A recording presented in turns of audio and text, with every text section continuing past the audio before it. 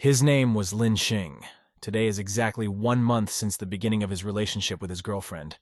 The guy shouted to his girlfriend Chen that he loves her very much. He suggested that she go out and celebrate. She looked at her friend with great attention and called him by name. The girlfriend looked at the main character and said they'd break up later. The protagonist excitedly rushed after his girlfriend and shouted for her not to leave. At that time, a very expensive racing car pulled up.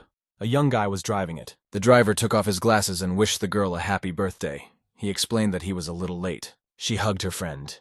She told the guy that she was very nervous. The driver told the girl that they would go downtown.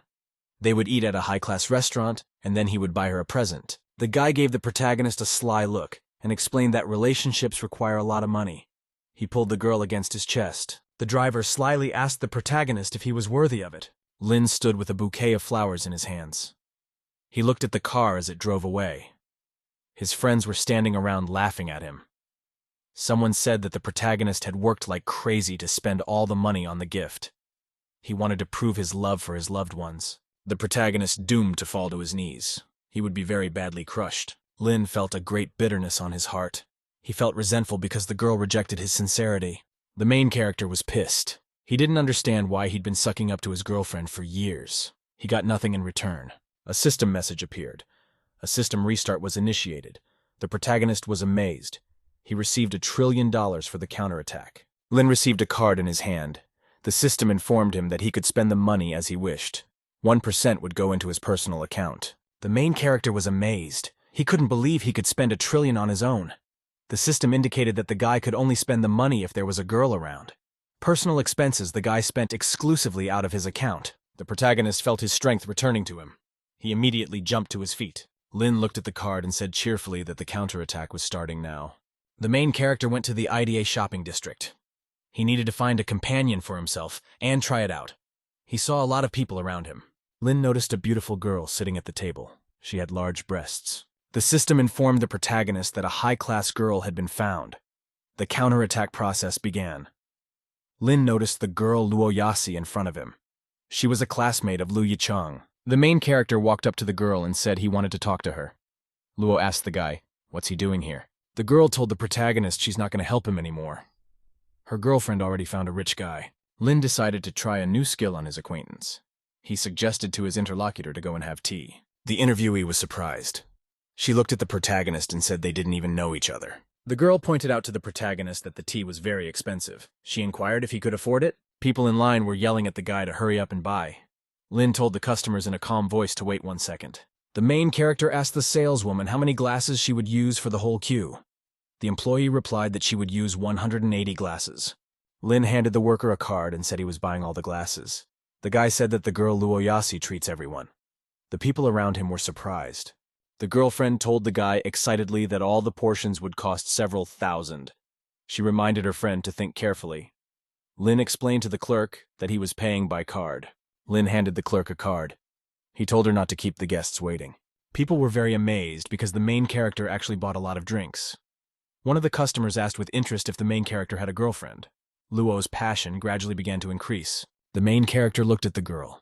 He told her that there was one thing she had to help him with. Luo asked her interlocutor, "What does he want?" Lin explained to her that she had to help him spend the money. A rich guy accompanied by his companion went to a very expensive store to spend money. "I saw a very expensive pink handbag in the window." The guy told his girlfriend that he already wanted to buy her this bag. He suggested she eat first and then discuss the rest. A friend told the girl that she had to show herself in the best light to impress his mother. Chen replied to the friend that they would not take the bag. Suddenly the girl heard some stranger remember the main character's name and ask him about the bag. Luo showed her friend a $380,000 bag. She wanted to buy it. She watched it closely. The protagonist was thinking. The girl was surprised to ask her interlocutors what they were doing here. Chen told the guy that she dumped him. Now he wants Luo Yasi to play along to make her angry. At the end, the girl called her interlocutor disgusting. Lin explained to the girl in a calm voice that he was buying the bag for someone else. Chen said disgruntled to the protagonist that he found a very bad excuse. The system reported that the counterattack process had begun. The main character grudgingly explained to the girl that he goes where he wants. No one has to tell him anything. The rich man pointed at the main character and said that he could have bought this bag a long time ago. The protagonist looked at his interlocutor. He said he couldn't afford it and would have to give it up. Lin shouted cheerfully that buying one bag would not be enough. He called out to the saleswoman. The protagonist waved his hand and demanded that the entire contents of the store be bagged. The salesgirl was very surprised by the guy's words. She couldn't figure out where the guy got the money. The main character shouted happily to the saleswoman that he was buying everything. There were surprised people standing around. The employee handed the guy a terminal and told him he had to pay more than 11 million yuan. The guy shouted happily that he didn't believe the protagonist would buy it all. Chen said grudgingly that Lin had lost his mind. The protagonist held out his card. The terminal reported that the payment had been successfully made. The employee thanked the customer for the purchase. Lin said happily to himself that he had not known that Wang Xiao had such a talent. Luo was very much taken aback. She couldn't believe the guy could buy everything so easily. The customer was very impressed. He couldn't believe the Linyas actually bought everything. The girlfriend hugged the protagonist and said he was the best.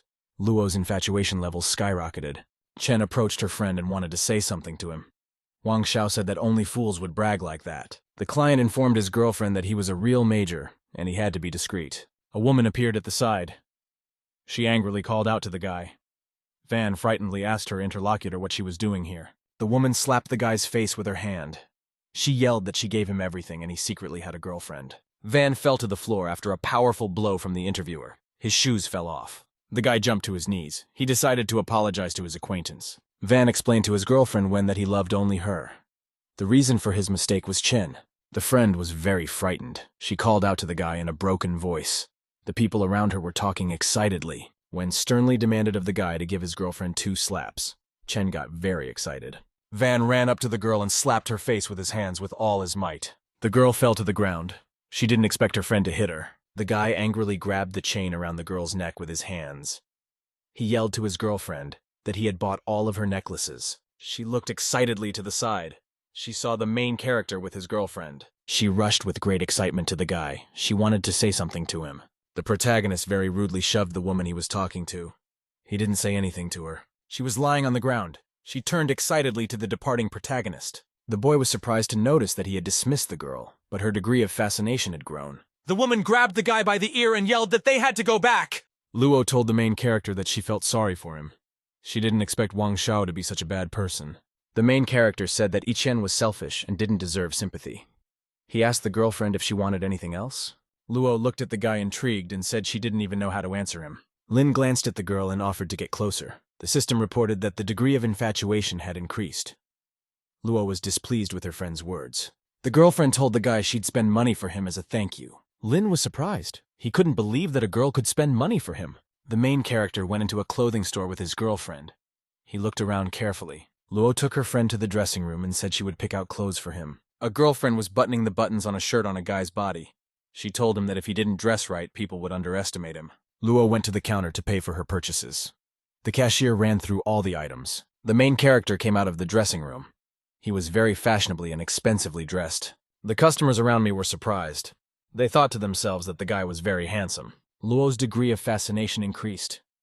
She thought to herself that her friend was a treasure. The protagonist looked in the mirror and realized that he had become more handsome.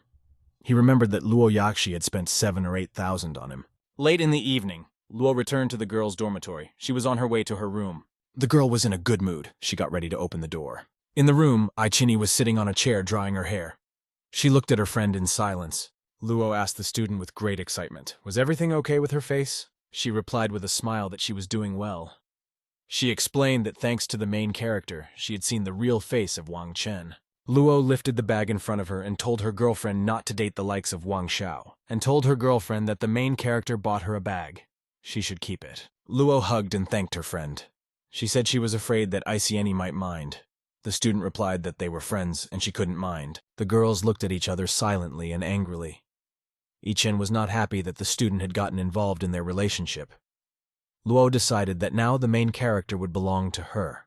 The main character was walking through the men's dormitory. He decided to himself that he was very tired after going shopping.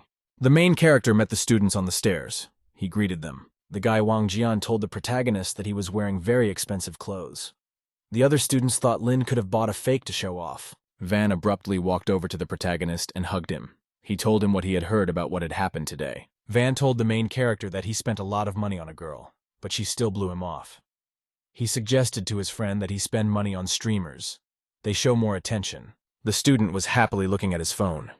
He said that some pretty girl had started Stream. The main character liked the idea. He looked happily into his phone and said he would donate to streamers. The protagonist put his hand on the guy's shoulder and thanked him. Van was surprised. He pranked his friend and the friend thanked him. The student told his friends they could watch a streamer named Chai Tea. The protagonist was sitting in his room. It was a mess. Lin was fully engaged in working on his phone. He was looking into it intently and lying on the bed. The system reported that a customer had installed an app called Leopard Fang. The main character decided he'd call himself a beggar in the system. The guy was looking at a list of streamers. Lin remembered that friends had mentioned the name of the Chai Chai girl. He found her on the list. The guy saw a streamer's broadcast. He liked her a lot. Users wrote admiring words to her. Lin thought to himself excitedly that he could launch a counterattack on the other side of the screen. The system reported that the girl's appearance must exceed 80 points. Otherwise, no counterattack is possible. Streamers use filters on their faces, so it is impossible to determine their appearance before meeting offline. The Lin thought that his suck-up purse would never run dry. The protagonist closely followed the streamer. A user named Shu Xiao gave her valuable gifts in the system. Shu Xiao followed the girl on his phone with great attention. He wrote positive comments to her. Lin read the comments from the users. He decided that the person named Wang was his headman Wang Jian. Shu Xiao texted the girl to kick one of the users out of the chat room. Chai Tea was sitting near the camera. She commanded the moderator to kick the user out. The main character was lying on the bed. He didn't like being kicked out of the chat room. Lin thought to himself he would be looking at a girl named Shuang Shuang. System announced battles between streamers named Chai Chai and Shuang Shuang. Chai Chai told her rival that she didn't have any top donators. She suggested she give up right away. Shuang replied to her interlocutor that she had plenty of good donators. She suggested that she start soon. Users started sending expensive gifts to their favorite streamers. They wrote them compliments. The girls were scoring points. Chai Tea was quickly in the lead. The girls' fans were chatting amongst themselves. Shuang was responding to her fans. A user named Beggar sent a girl a golden dragon Shuang. She was very much surprised by such an expensive gift. Shu was very surprised. He knew that sending the golden dragon cost at least 15,000. Shuang smiled at the user and thanked him for the gift. The girl stared at the computer with great attention. She kept thinking about who could be hiding under the beggar's alias. Lin was looking at the system. He decided to keep giving the most expensive gift to the streamer. Lin pressed a key on his phone. He continued to give golden dragons to the streamer. The girls were very surprised. Gradually, Shuang's ranking began to rise rapidly. The girl excitedly grabbed her phone. She shouted to the user that it would be very expensive to send golden dragons. She asked that he wait until the second stage started. Ishu She wrote to a new user that he was kicked out of a Chai Chai girl's stream earlier. A fan named Beggar kept sending gold dragons to the streamer. The people were very surprised. They realized that the golden dragons were unstoppable for the girl. The protagonist sat back and confidently increased the number of golden dragons for the streamer. He had been watching the T-girl for a year, and some user had sent her more than 3 million. The girl was surprised. Her rival received 1,600 gold dragons. It was worth 24 million in total. Shuang happily thanked with a smile the rich user. Other fans wrote various comments. The streamer demanded of her rival that she admit defeat and move on to punishment. T was silent. She was looking intently at the computer. The streamer started dancing. She said she was wrong to kick out the rich user. The girl continued to dance. She thought to herself unhappily that she had lost 1,600 dragons because of Shu. The main character under his nickname Beggar reached level 27 in the system. He received compliments. Shuang Shuang won the competition. A user named Shu Xiao logged out of the broadcast. Fans congratulated the girl. Shuang thanked the rich user for the win. The protagonist lay back and watched with great attention as messages passed to him in the system in his phone. Users wrote compliments to the main character. T suggested the guy to meet and eat somewhere. The girl felt very bad because her rival won.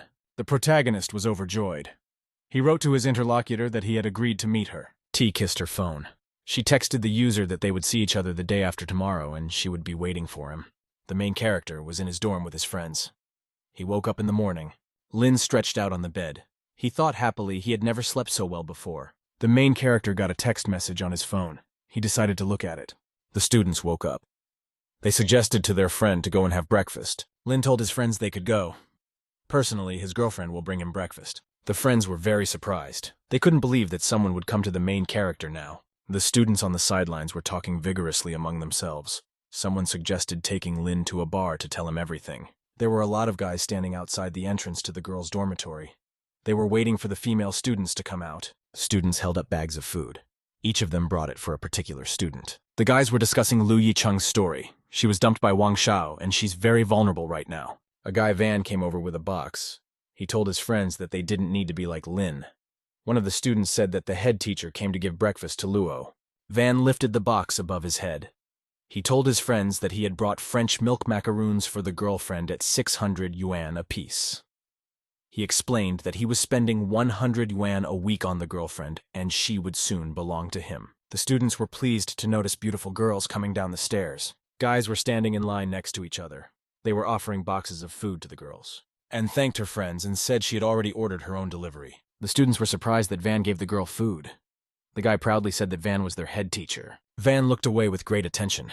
He noticed the main character walking with his friends. The headman beside the girl turned to the boy and greeted him. The headman said slyly to the lad that he could bring breakfast for Itzini, though she had left him yesterday. The student said that Chen Chen has already ordered a delivery. Wang said with a smile to the protagonist to come early tomorrow. Luo approached the student and asked if he had breakfast today. The students were very surprised. They couldn't believe that the girl brought breakfast to the main character. Van and his friends were also very surprised. They did not believe in the success of Lin. A courier arrived and brought a bag of goods for Itzini. She herself was looking away at Luo. Luo held out a bag of food to the protagonist. There was milk pasta. Her fascination level increased. The Lin was very happy because of the girl offering him a delicious meal. Itzini handed the boy a box of food. She said she had misbehaved yesterday, but now she would take care of him. Itzini came close to the protagonist. She said that Lin had done a lot for her for the past 3 years and bought a lot of food for her. She herself had been charmed and deceived by another man. The girl apologized. Lin thought to himself that he was disappointed in his girlfriend. If he started sucking up to her again, she would shun him. The protagonist waved his hand at the girl unhappily.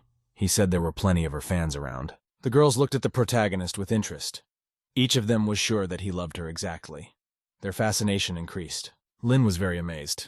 He didn't understand why his girlfriends were growing infatuated. The students were surprised. They couldn't understand why the girlfriends Ichien and Luo were fighting over the main character. The female students were urging the guy to try their breakfasts. The tench couldn't take the pressure of his girlfriends any longer. He sat down on the bench exhaustedly. Itzini reached into the mouth of the surprised protagonist and wanted to feed him. The headman was amazed. He couldn't understand why the girls were fighting over the protagonist. Lin showed the student his finger and said that he had pressed the screen with it more than 1,600 times yesterday, and as a result, his fingernail had broken. The girl rushed to the protagonist and said she would look at his finger. Luo smilingly and insistently offered the guy a taste of her delicious food. The students nearby were amazed. They couldn't believe that girls could share breakfast with Lin. They looked at the protagonist with envy. The lynx tasted the food and told the girl he liked the red candy. Luo handed the main character a candy bar and said they were actually pink. Luo was surprised that the guy didn't like the food. Ichien told the protagonist excitedly to eat his breakfast and not to look at the students, and moved to the protagonist's ear and said she'd change it later. The headman was very startled. His mouth was bleeding from emotion. The doctors came and took Van away. The girls were feeding the protagonist. Students chatted and discussed the main character with the girls. You got a message that the streamer got 24 million yuan worth of gifts. A student tells the protagonist that he's in the news.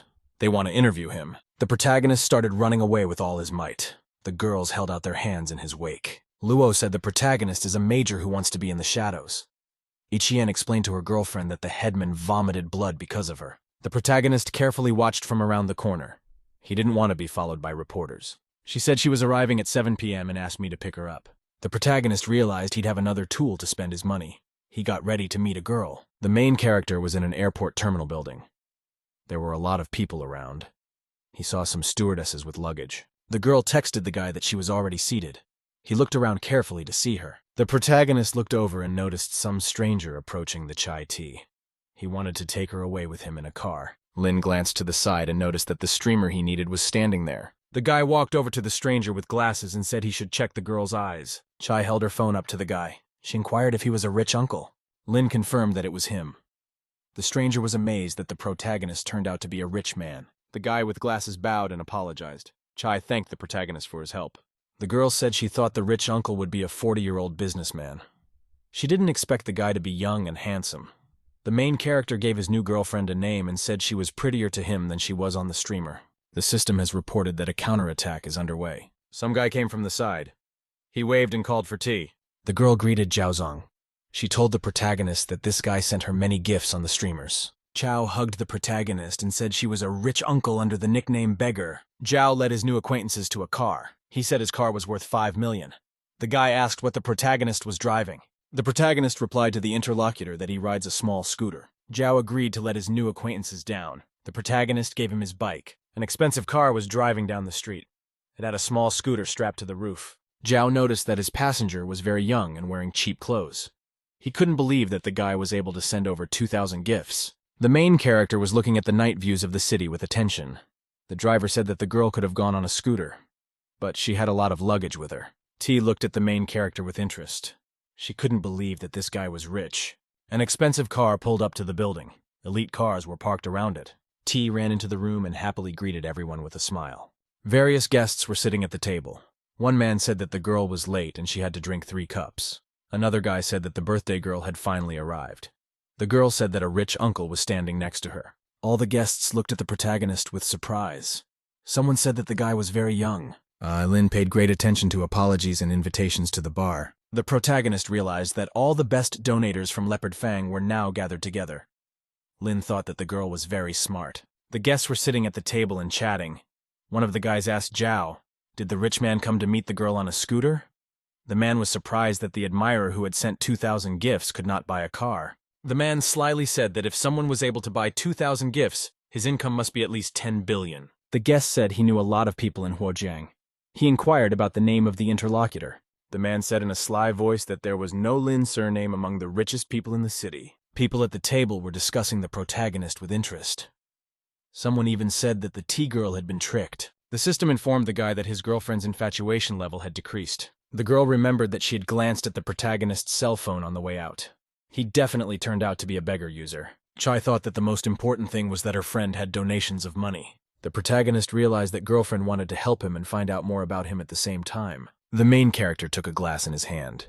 He said the Lin family would have less money than him. One man said that the protagonist didn't actually buy the gifts.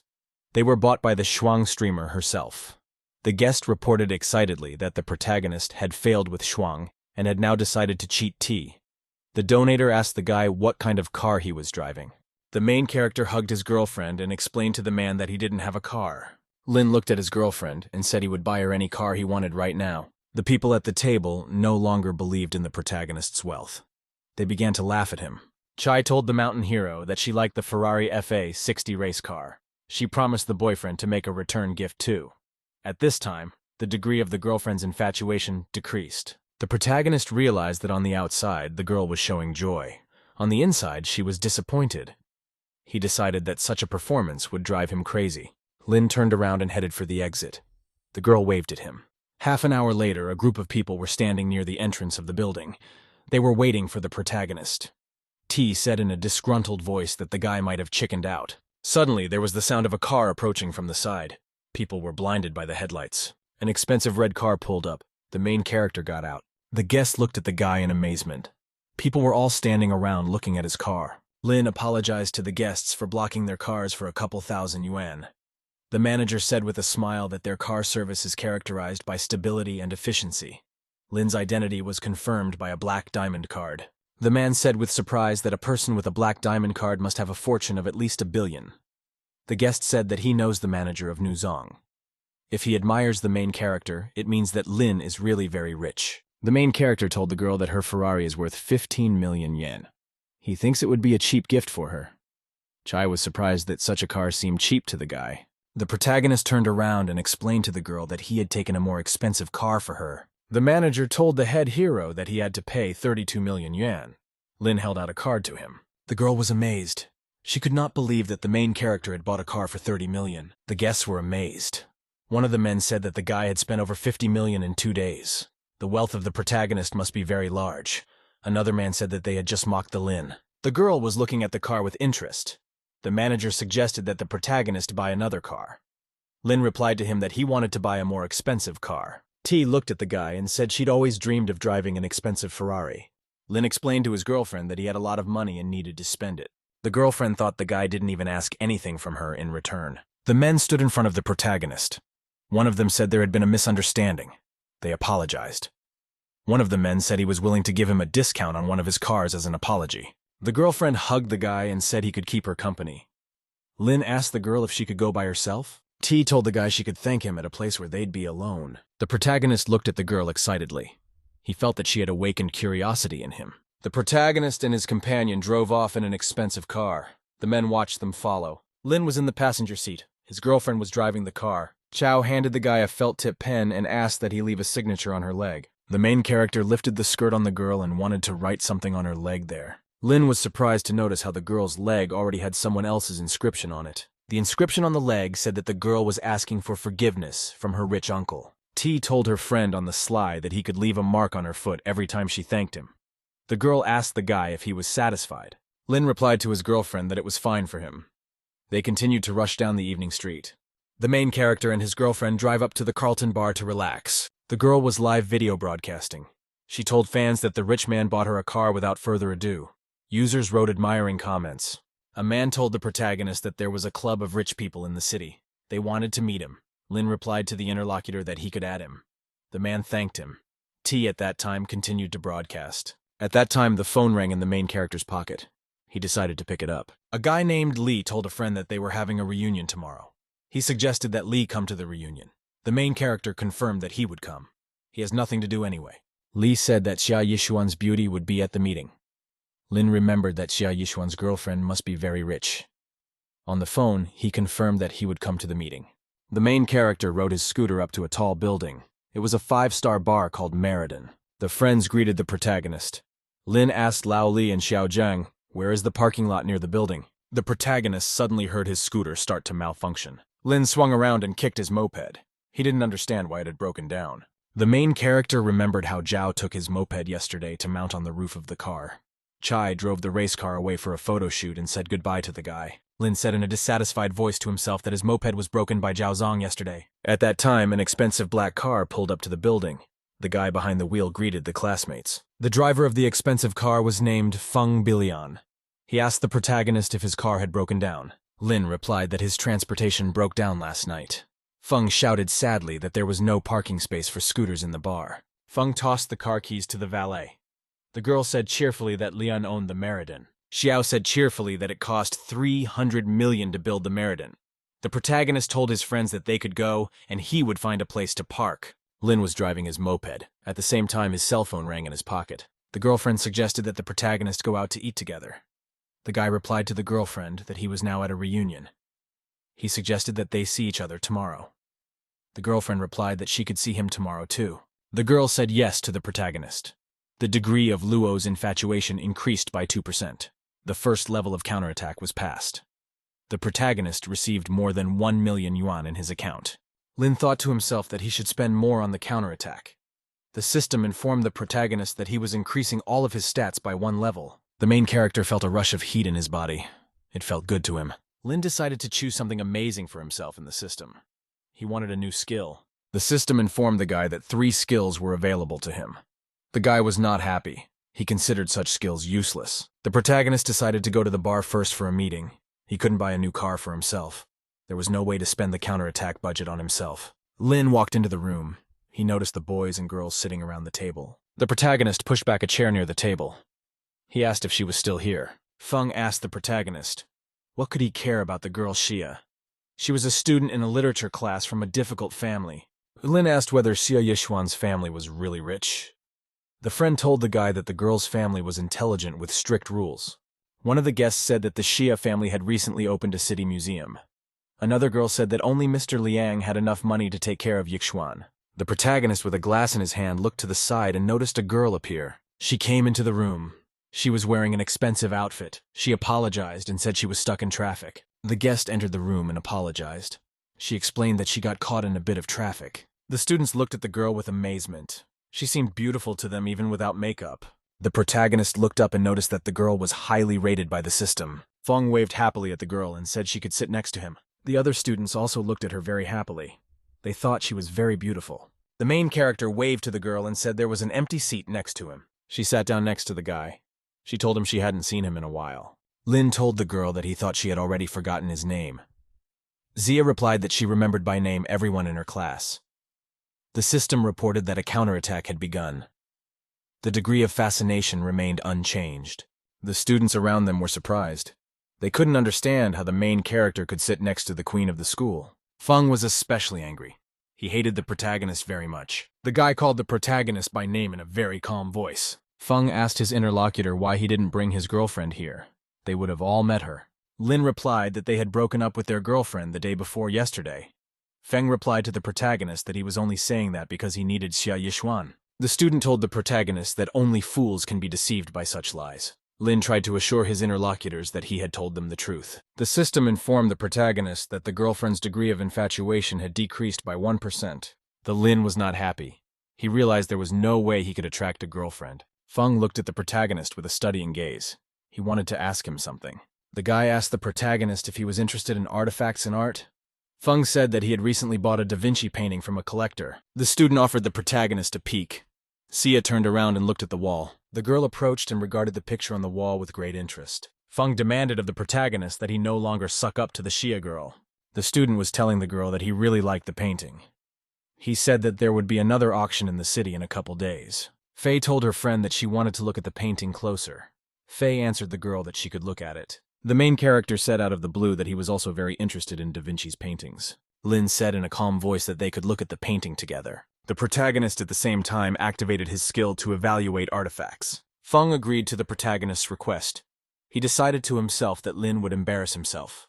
She was surprised because the protagonist might have liked Da Vinci too.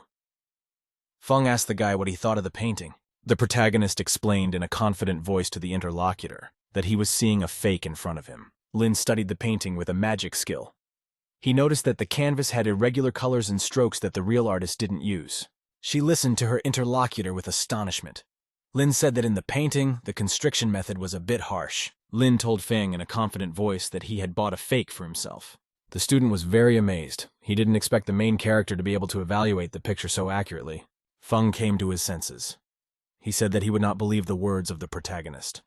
The guest at the table said that Lin has no evaluation skills. The main character was silent and didn't answer. At that time, a woman came up to him. The girl said she had studied Da Vinci's paintings, and the protagonist is right. She held the canvas in her hands and said it was a high-quality imitation. The guests at the table were very surprised to hear such words from the girl. The protagonist stood next to me. They studied each other with attentive gazes. Interviewer asked the guy, where did he get such expert knowledge from? Lin explained to his girlfriend that he had been taught from childhood to appreciate cultural relics. He said that foreign countries have deprived their country of many cultural treasures. He himself personally wants to return all artifacts to the country. Feng was very amazed because of the fact that the protagonist actually wanted to buy back all the artifacts and return them. Lin explained that he had a small amount of money for now. He couldn't buy anything with it. People around laughed very merrily. One of the girls asked the protagonist, "Is he a schoolboy?" She said wistfully that she had the same unrealistic dreams as a child. The guests around were surprised to hear such words from the girl. Lin explained that the dream statement is very far away. He just has a goal that he will definitely achieve. Feng was very angry. He saw that the Xia girl sat down next to the protagonist. Feng was very unhappy that the protagonist wanted to steal his Yixuan from him. He decided to show the poor man his rightful place. The servants brought various delicious dishes to the students. There were many delicacies. The guy happily said that the food smelled very good to him. Another student couldn't understand why their dishes were different. Feng said in a sly voice that only the chef himself decides what to serve to the people. Someone looked at the main character and said that he was very unlucky. A small bun was on Lin's plate. One of the students said cheerfully that Lin had been served a dish from molecular cuisine. The main character used a fork to taste into his food. He felt it was just ordinary buns and zucchini. Fen told the guy cheerfully that if he didn't like the food, he would order the chef to remove the dish and prepare a new one. He explained that all of the chef's dishes are of very high quality. They take several hours to prepare. The angry student was surprised to see the protagonist sitting at the table and chatting as if nothing had happened. The main character kept telling the girl about the features of the painting. She suggested that the guy join her next time. They could evaluate some artifacts together. Feng was very shocked. He had never been able to win any girl's attention. The main character received a message on his phone. He was invited to join a group of princely millions. Lin read the message carefully. He decided to send a welcome gift. The main character found a pretty girl in the band. Beggar user sent 18 million to Yen smiling Yen Bu. The girl replied to her fans with interest. Users actively communicated with each other. Feng wrote a message on his phone. He told the rich man that he would pay for all his purchases at the bar. The main character answered the person on his phone to stop wasting his time. He thought to himself that it was all a beautiful coincidence. Feng looked angrily at the Lin. He himself personally knew many powerful rich people. When they came, he would need to complain to them about the Lin. The student imagined offering his rich friends a drink. They would ask him why he was in a bad mood. Feng would explain to his influential friends that a brainless fool was bothering him. Feng imagined how his rich friends would beat up the protagonist. They could even forbid that Lin would no longer stay in Huojiang. The student thought happily to himself that he would be able to meet a new rich man and humiliate Lin. Feng asked his friends if they had eaten. He invited them to the karaoke room on the top floor. There was to be a meeting with some rich people. They would be able to socialize with upper-class people. A group of students went to the banquet hall. There was a bar and bartenders. Fen was meeting with his rich friends. The man told the guy that he was very young. One of the students said happily that Leon had moved them to meet the rich and famous. He would spend more time with him from now on. The student introduced his girlfriend to Mr. Shu. This man was the main property owner in town. The man told the girl Shu that he knew her father. The interlocutor greeted the man. Mr. Shu said cheerfully that Mrs. Sia is really beautiful. From the bartender's side, the bartender approached the Feng guy and decided to approach him. The bartender says a customer wants to order a bottle of Aurora Russo sherry wine. He's not sure if he should open the bottle for the guy. Feng asked excitedly to the protagonist if he really wanted to order himself a bottle of expensive wine. The student shouted that such a wine costs $1,000. She explained that Leon treated them to an expensive dinner. He wouldn't order wine for them. One of the guys said that the main character just doesn't know how expensive this wine is. Lin said in a calm voice that he wanted to order this wine. He explained that a rich acquaintance of his would pay for the drink. Feng excitedly shouted that if Lin had a rich acquaintance, they could open the wine. The bottle was open. The students were talking excitedly among themselves. They were wondering how much such a wine could cost. Fen angrily shouted to the protagonist that the bottle was worth 250,000. It's open, and it's too late to regret. The student told the protagonist that if he couldn't pay, he would have to mine coal to recover the price. Lin was totally unimpressed by the price of 250,000. He said he didn't know about wine at all. The student angrily told the protagonist to think more before buying anything. Feng looked at his interlocutors. He said that Mr. Rich should already be here. Shu said that Mr. Rich said that he was already in the Hall of Golden Splendor. The student was surprised that Bogak should be here by now. At that time, the door opened and someone appeared there. Zhao Zong came in. He said in a surprised voice that he was the last one. Feng ran forward to greet the rich friend. Zhao headed towards the protagonist. The man grabbed the guy's hand and said he wanted to hug Mr. Rich. Zhao promised his interlocutor that he would drink 3 glasses to him. The students were surprised. They turned to the side and could not believe that the Lin was a rich man. The guests were amazed. They realized that the protagonist turned out to be Mr. Rich. Lin was sitting behind the bar at the time. She looked around in great surprise. She didn't understand what was going on. Feng couldn't believe the reality of what was happening. He didn't understand how Lin could be rich. The Lin glanced happily at the people beside him and said that he was indeed a rich man. The students happily ran up to the protagonist. One of them wanted to introduce him to his sister. The girl couldn't believe that Lin was so rich. The students realized that the tycoons respected the protagonist more than they respected Feng. Feng angrily ran up to the interlocutors and said that the protagonist wanted to fool them all. He shouted fearfully that there was no way Lin could be Mr. Rich. Zhao shouted angrily at the guy to shut his mouth. He explained that Feng was the worst in their group. The man told the horrified kid that he only spends hundreds of thousands of dollars a month that his parents give him. Zhao also reported that the student has never made a successful investment. The guests stood and listened attentively. The man said that Fen had lost money on stocks and had not earned a penny. Zhao inquired angrily at the guy, "How dare the guy scold Mr. Lin?" The man ordered Feng to be kicked out of the prince's millions. The guy was really scared. The main character raised his glass. He recalled that Fen had promised him that he would pay all of his expenses today. Lin told the bartender to sub the most expensive drinks to everyone in the room. Guests.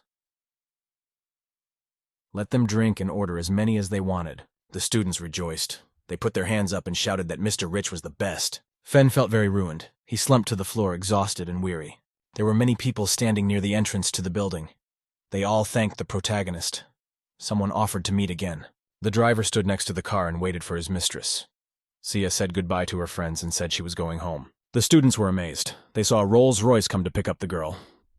One guy said that although the girl was rich, she was very reserved. Lin thought that the girl had been part of the high society since childhood.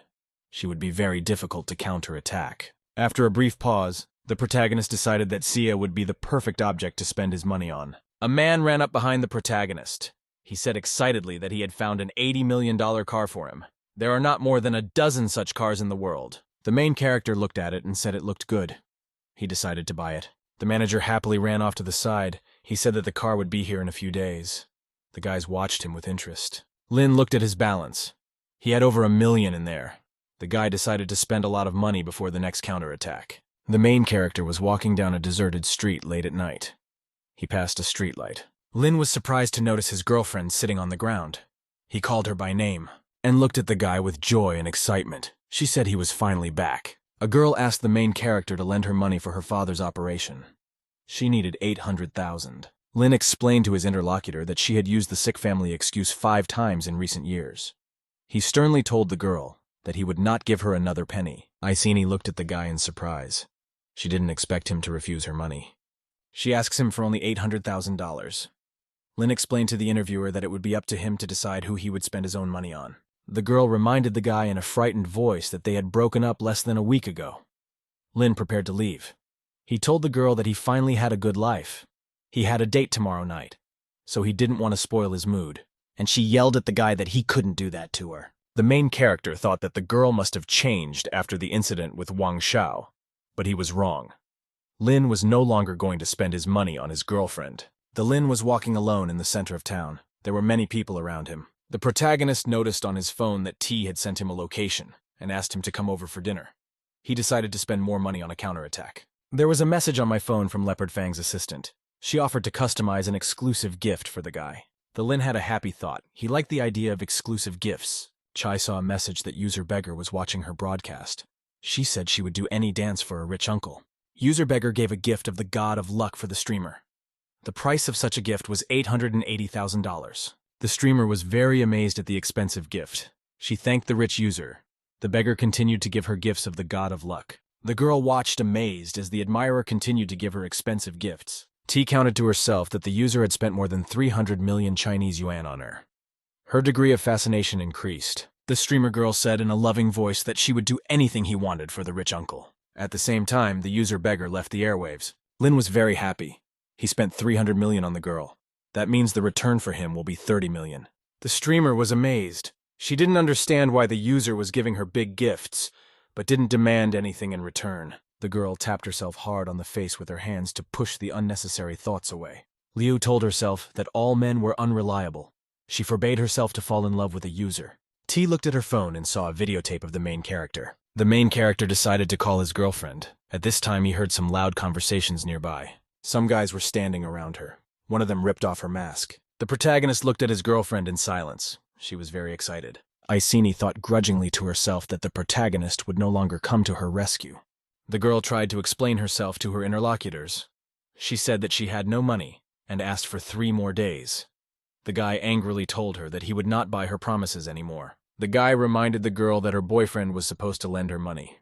Iceni said fearfully that she had broken her friend's heart. The extortionist suggested to the girl that she call a friend and ask him to come over. And she did not know what to do. The guys grabbed the girl and wanted to pull her with them. She started to resist. The extortionist prepared to pull the girl into the car. One guy put his hand over her mouth. The girlfriend looked at the protagonist in silence. She needed help. The Lin was running away at the time. One of the guys angrily shouted that they had kidnapped many times before, and no one could fight back. Iceni thought fearfully to herself that it was all her own fault. She was a strong, selfish person. The kidnappers threw the girl into the car and prepared to drive off. Ichieni silently apologized to the protagonist. Lin ran up from the side and slapped the driver in the face with all his might. The protagonist abruptly opened the door and demanded of the kidnappers that they get out of the car, and looked at the guy with a very happy and hopeful look. Her degree of fascination increased by 40%. The kidnappers angrily decided to gang up on the protagonist. Lin smacked one of his attackers in the face with a wad of money. The protagonist held a wad of money in his other hand and banged it on his opponent's head. The kidnappers were surprised. They noticed a lot of money bills flying around them. Lin told the extortionists angrily to take their 800,000 and get out. The kidnappers were collecting money in a bag. One of them asked the protagonist if he was the guy and the kidnapper. Lin demanded angrily of the kidnappers to take the money and leave. The kidnappers threw the girl out of the cabin into the street. The driver angrily shouted to the protagonist that he would pay for the fight he had caused. The car sped off. The girl was left lying on the sidewalk, and in a very frightened voice told her acquaintance that she was sorry. The main character got ready to leave. He told the girl not to bother him anymore. The girl's degree of fascination increased. Ichian thought to herself that she didn't deserve Lingxin. The protagonist was driving an expensive race car down the street. Lin was busy texting on his phone. He read that the girl was thanking him for the gift. The driver asked the guy with interest on which platform he watches live broadcasts. The passenger replied that he watches broadcasts on Jellyfish. He also sometimes makes donations. The driver told the guy that recently a rich user gave the streamer more than 300 million. Lin replied in a calm voice to the man that he had seen it too. The guy was busy texting on his phone. The driver read the message. Some mysterious rich guy named Beggar sent 100 million to a streamer on the Jellyfish platform. The chauffeur was very surprised. He realized that the mysterious beggar had walked in on a jellyfish. The main character decided to look at his leftovers. The driver realized that the guy had watched the broadcast, and after a few minutes, immediately got out. The man thought that the guy was a loser who was performing tasks for gifts. The chauffeur thought to himself that he'd never spend money on gifts or to watch a live stream. Out loud, the man said the guy shouldn't get caught up in live streaming, or he'd be poor. The man noticed with surprise the message that the beggar had sent another 100 million to the streamer on the Jellyfish platform. The main character decided to send a girl a donation for a new hairstyle through his phone to keep her beautiful. The driver saw a new message. The user beggar again donated 100 million for the girl. The chauffeur was stunned. He could barely sit behind the wheel. The passenger asked the driver to drive to Rivne. After the trip, the protagonist got out of the car. The driver could not believe that the guy next to him was the very rich man. Lin thought that it would be very troublesome for him to make appointments all the time. He thought to himself that it was impossible to spend money on a counterattack. The guy decided to scatter the bait everywhere. That way he could get a big catch. The protagonist looked at the street in front of him. He realized he had to go this way. Lin knew that in this place on the streets, the stores are mainly for students. There are affordable prices. Lin thought that the girl invited him to have dinner here. Luo opened the door and happily invited the protagonist in. Lin stood near the entrance and looked at her. The protagonist surveyed the girl's dwelling across the threshold with a worried look. Luo abruptly grabbed her guest by the arm and told him to come over to her. Lin stood looking around the room with great interest. It was beautifully furnished. Luo stood in front of the protagonist and asked if he liked the house. The lynx showed his girlfriend with a confident gesture that he liked everything. The hostess invited the protagonist to the table. She offered him a taste of the food she had prepared herself. Lin thought to himself that the pork stew was great for him. He told his girlfriend happily that he didn't know she could cook. Luo explained that she has been renting this apartment for a long time, but she is only inside on Saturday and Sunday when there are no classes. The girl told the main character that he was the first guy to come through here and the first person to eat her food. Lin said with a smile to the girl that he was honored. The guy noticed the lilac flowers on the balcony in front of him. Luo told her friend that he liked the smell of lilacs, and she decided to buy a flower. The main character couldn't understand what was wrong with his girlfriend today. He was surprised that she didn't want him to buy her anything. Lin couldn't understand why the girl cooked him dinner and bought him flowers. Lin reached out his hand anxiously to the girl's head. He wanted to check if she had a fever. Luo said she is a very insecure person. Her parents divorced when she was very young. The girlfriend took the protagonist's hand. She said that money was the only thing that gave her the elemental sense of security, but she never thought she could feel the security she had always dreamed of in Lina. The main character was amazed because the girl felt safe around him.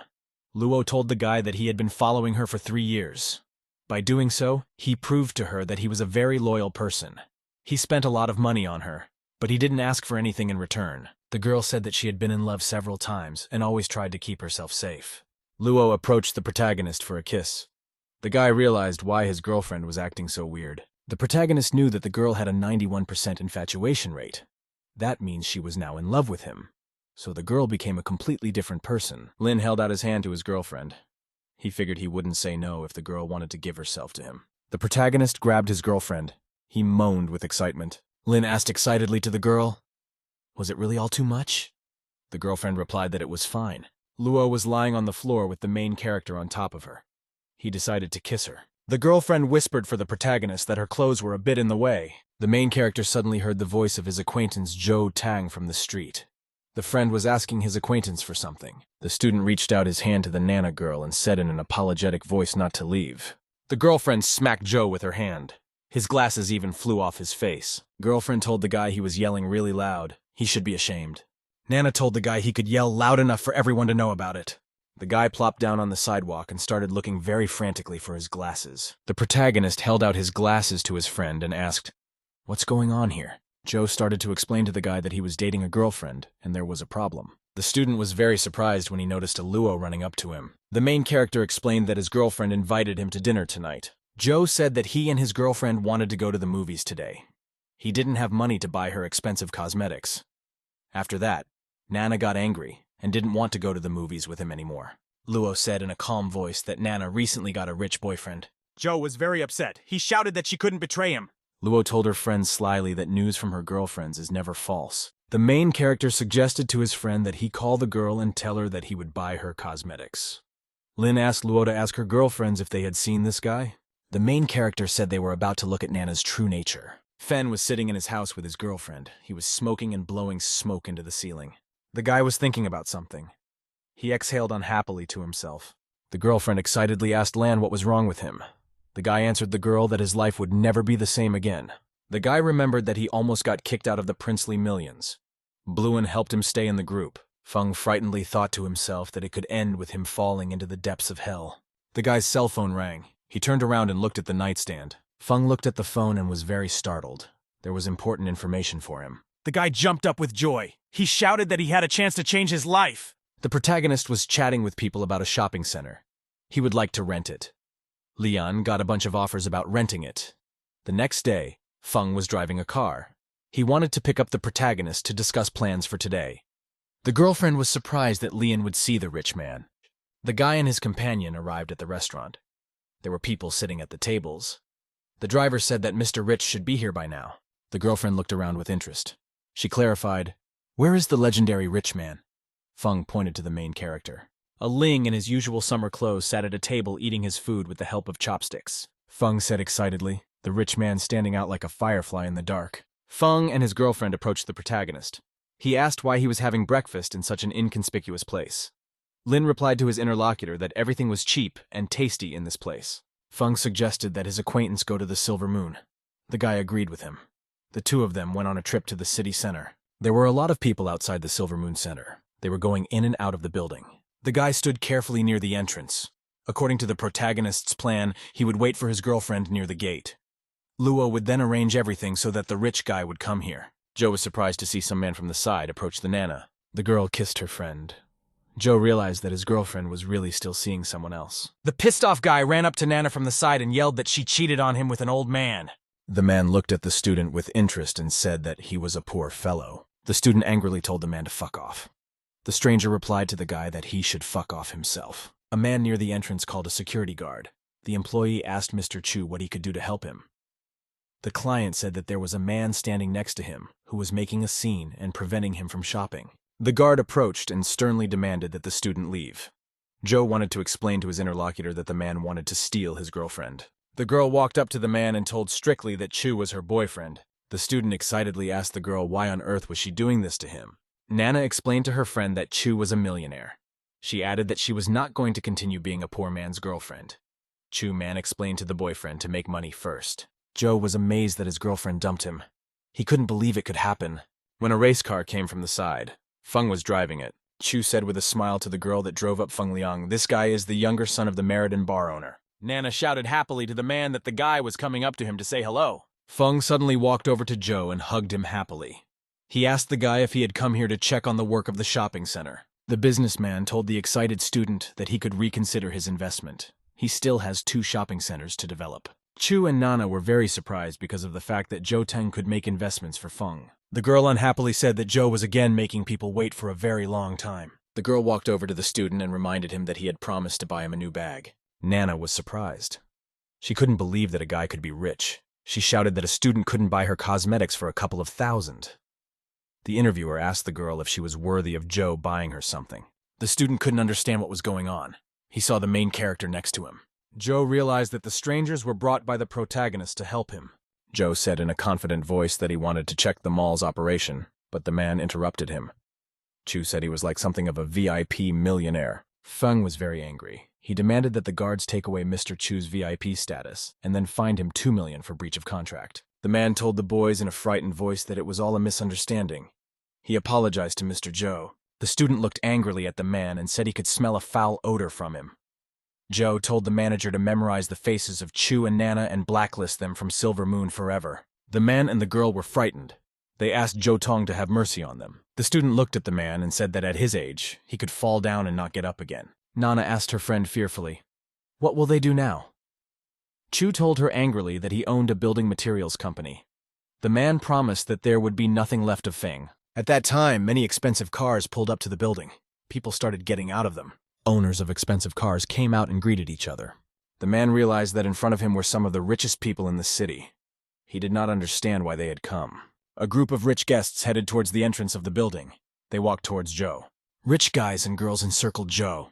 Feng said very slyly that he was always honored to help with money. He added that the main reason for today's incident was Chu. Joe, along with his companions, turned sternly toward the man. Chu was scared. He realized he was in very serious trouble. The man realized fearfully to himself that he was now completely screwed. Joe was overjoyed. He held out his hand and thanked the protagonist. Lin replied to the guy that he helped him as a friend. Joe asked the protagonist, "How come he has so many rich acquaintances?" Lin replied emotionally to the guy that all the rich guests are actually on Feng's errand. The student said goodbye to the protagonist. He told him that he was going to school in the evening. He would bring the Linu fried rice from the canteen. People stood and watched the conversation between the students. The girl said that the rich man was really reserved and unpredictable. The girl with green hair looked at the protagonist with great attention. Lin looked at his companions and said that he could treat them to hot and spicy food.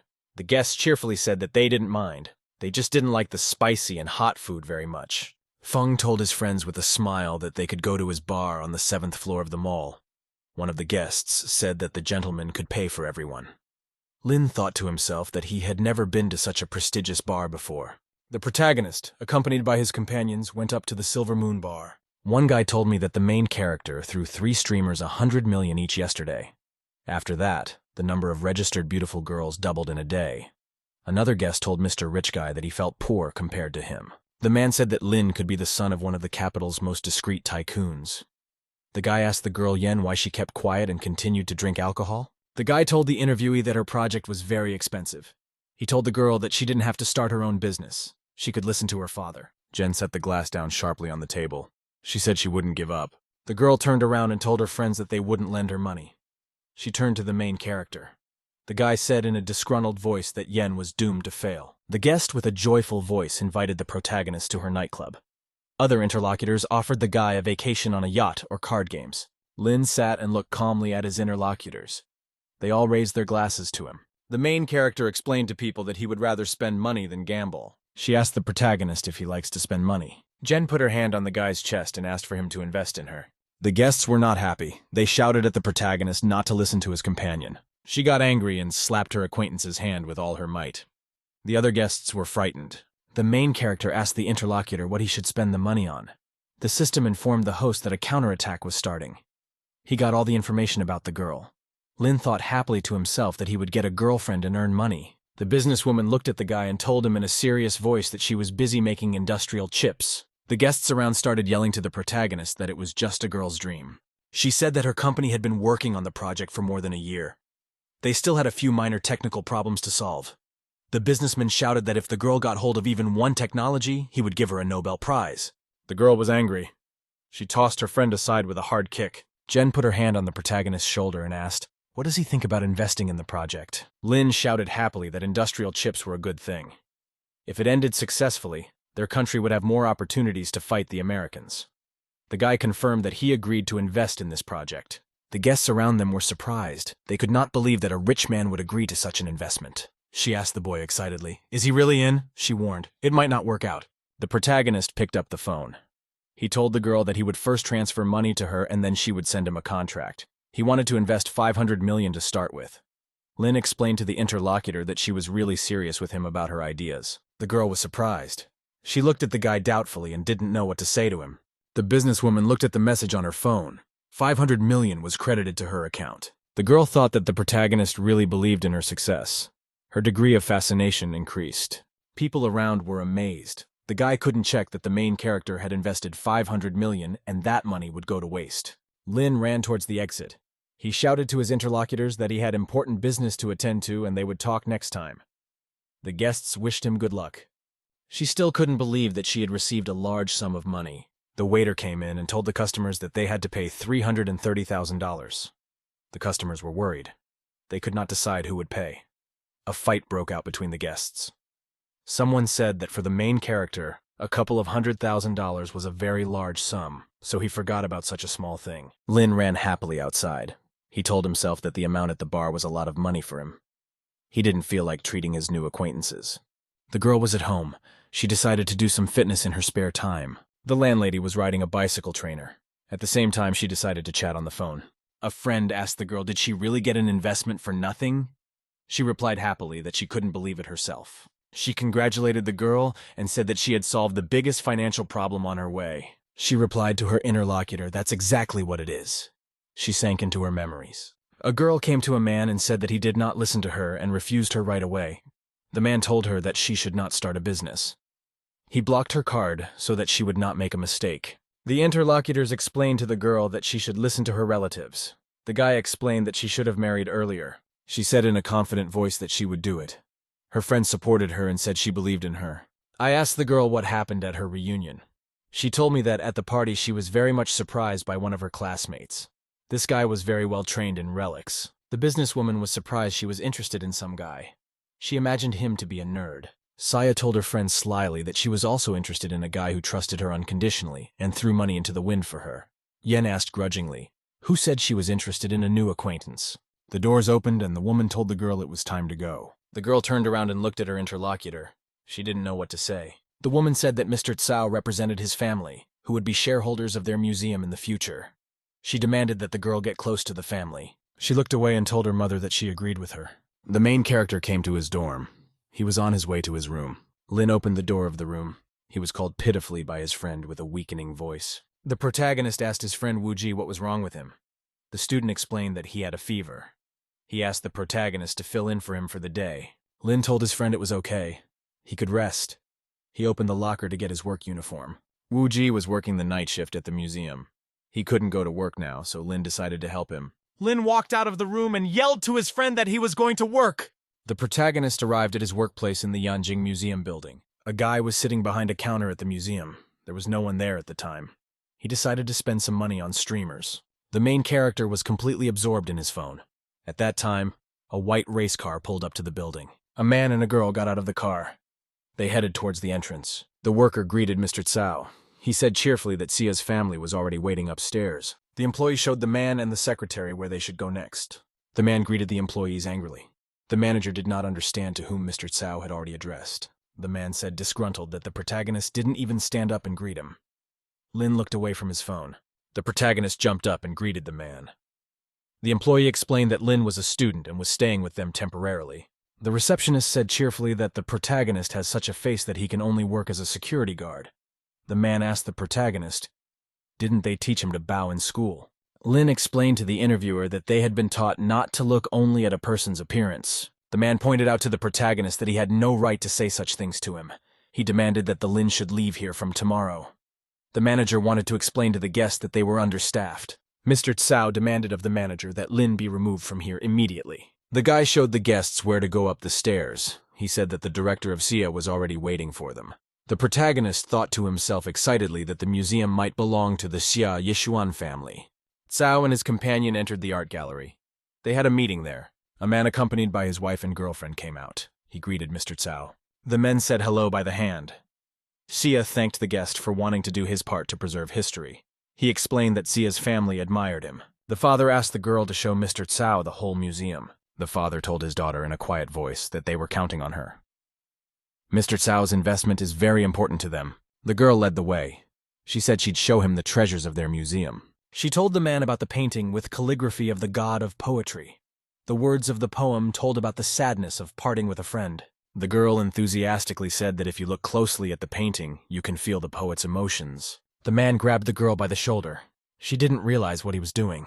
The girl sharply brushed her guest's hand away from her and asked, "What on earth is he doing?"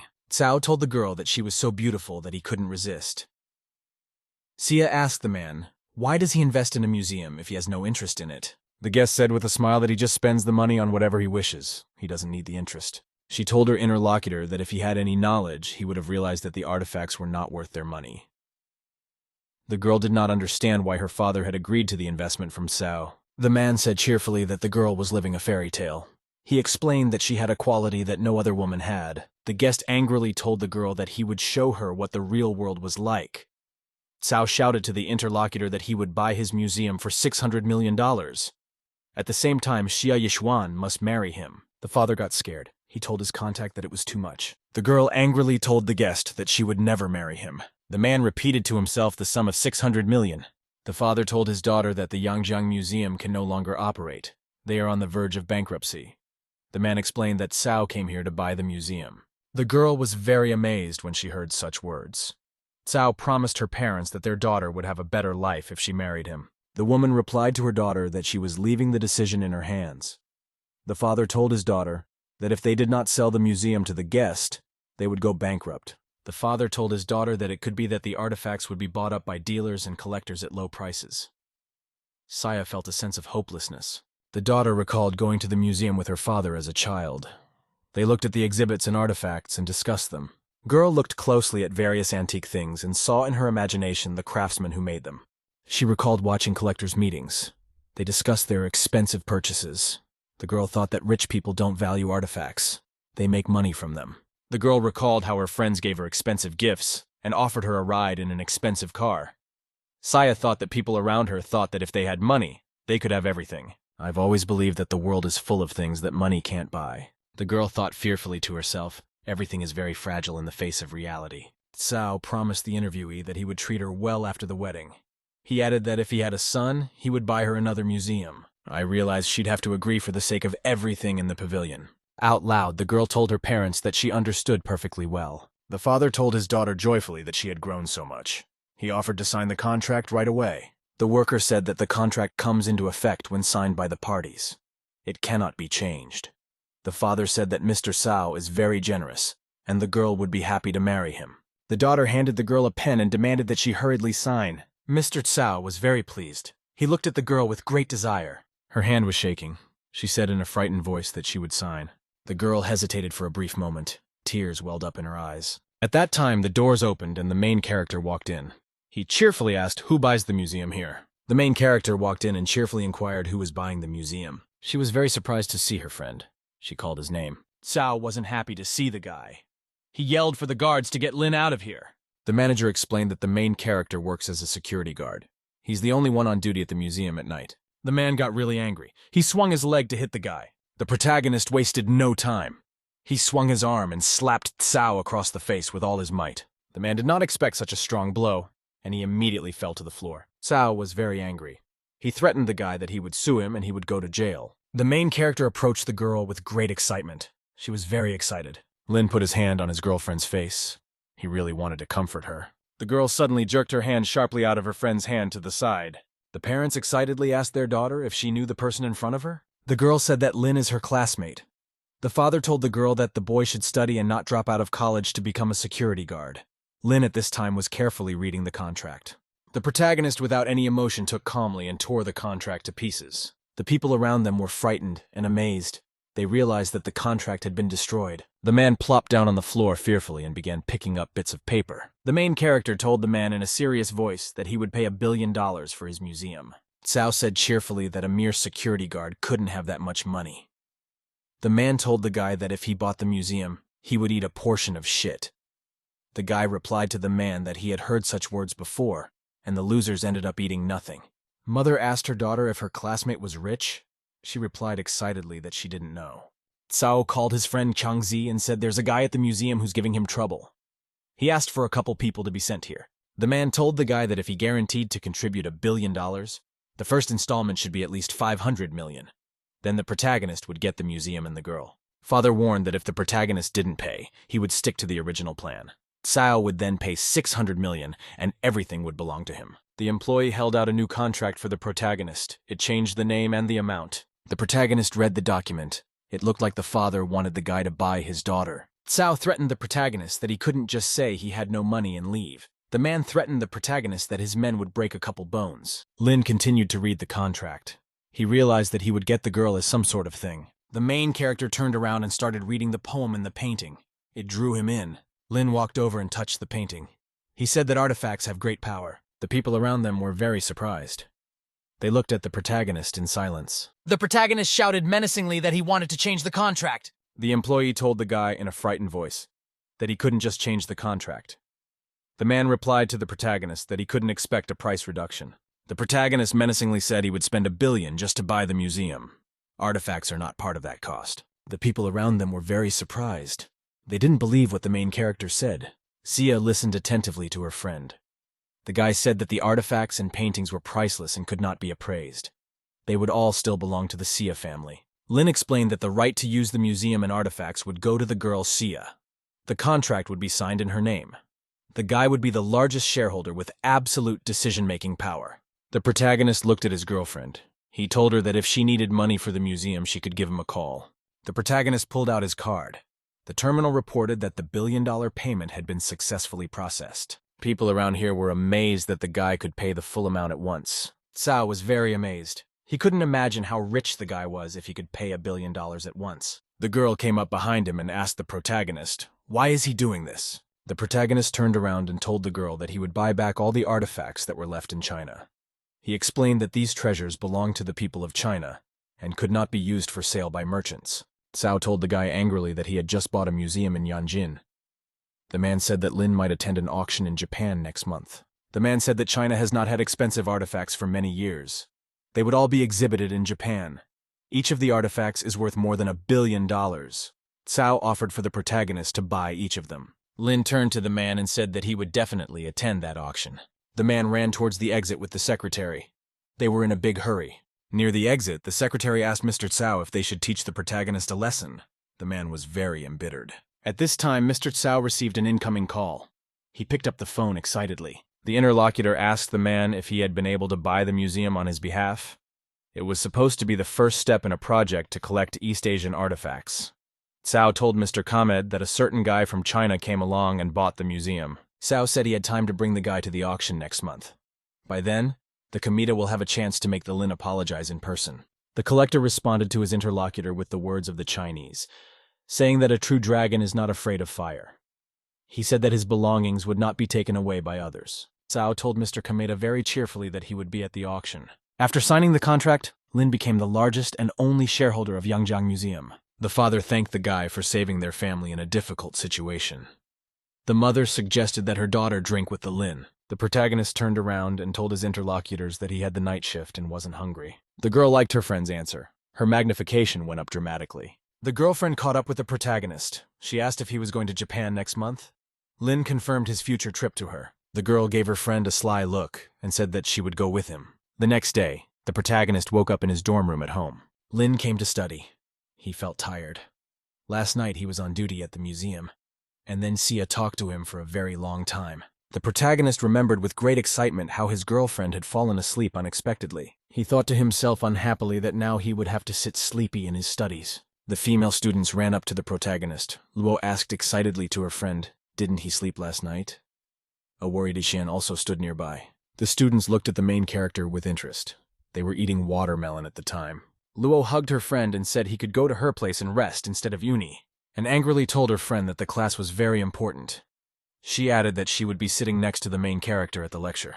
The girl told the guy that he could lie on her lap and listen and rest at the same time. Lin was not pleased. He reminded the girl that he had told her last time to back off. The interlocutor said she remembered everything.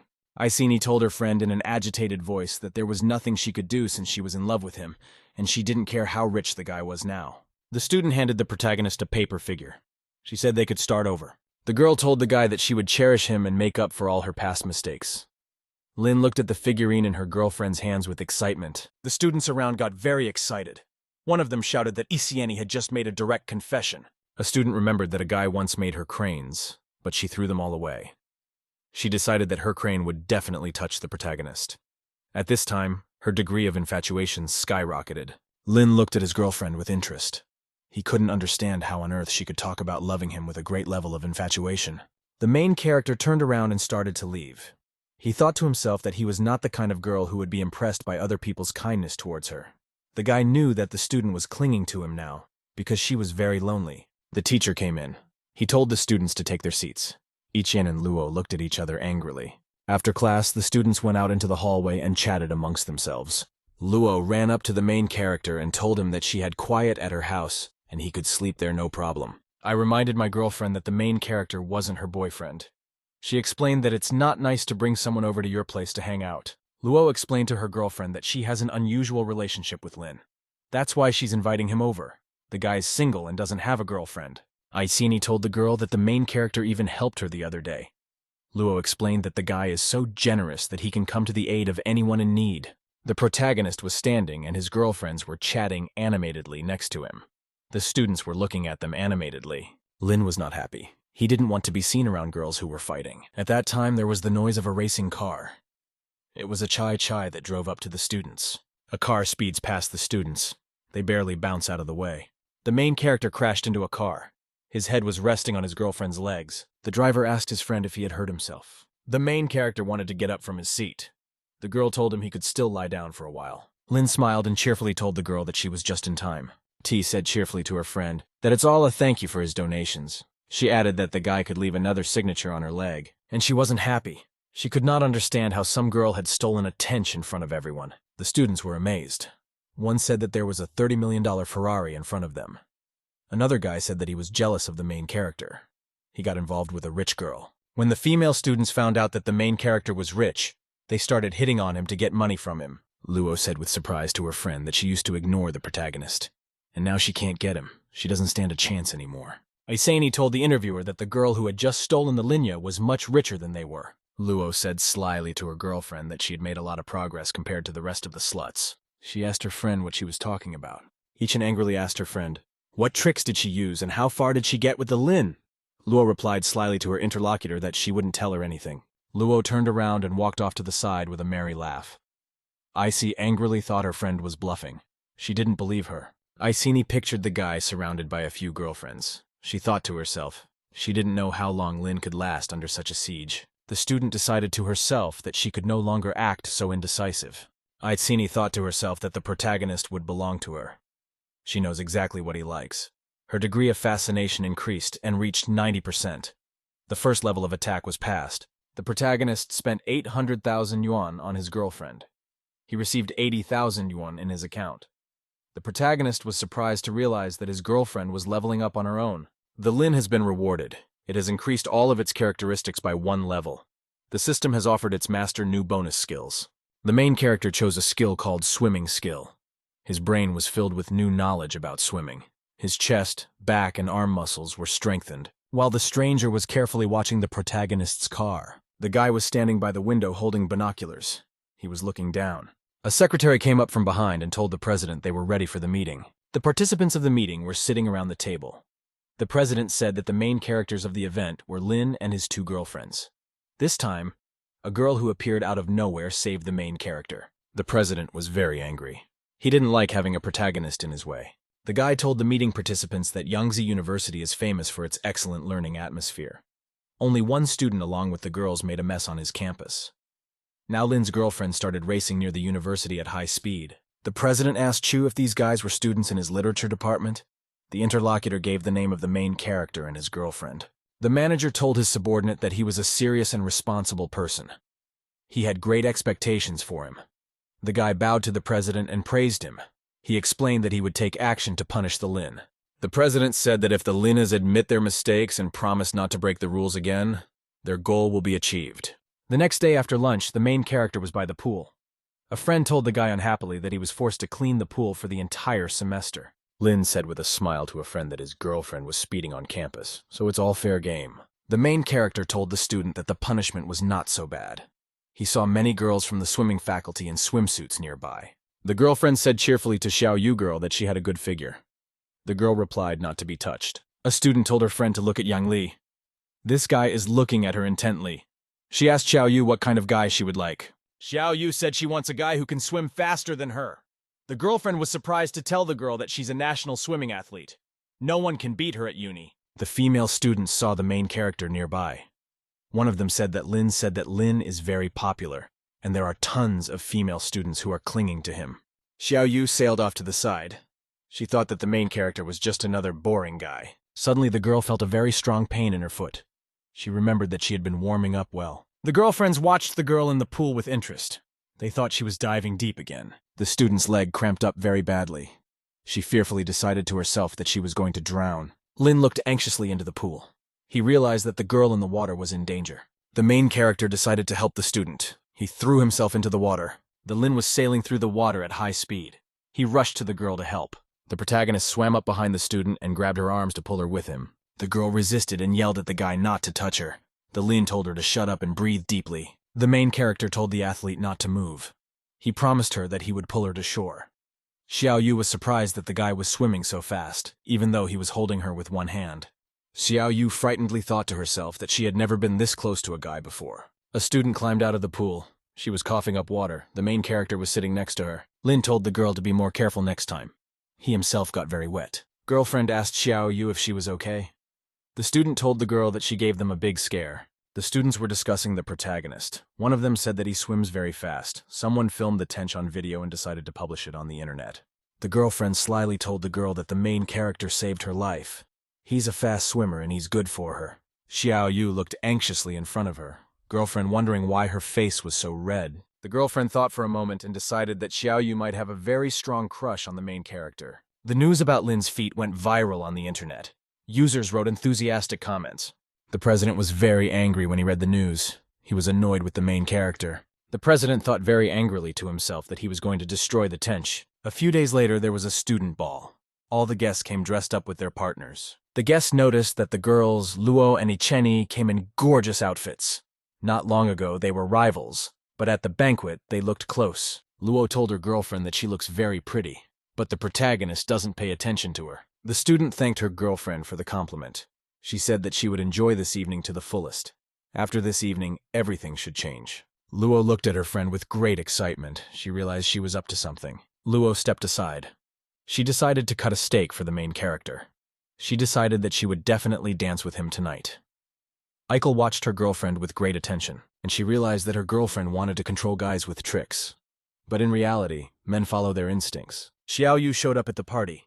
She was looking for the main character and wanted to thank him. The student brought the glass with the drink to her mouth. She recalled that the guy had helped her in a very dangerous moment. The student thought Xiao Yu only wanted to hit on the main character because he saved her. She casually said out loud that it was nice to meet the female companion.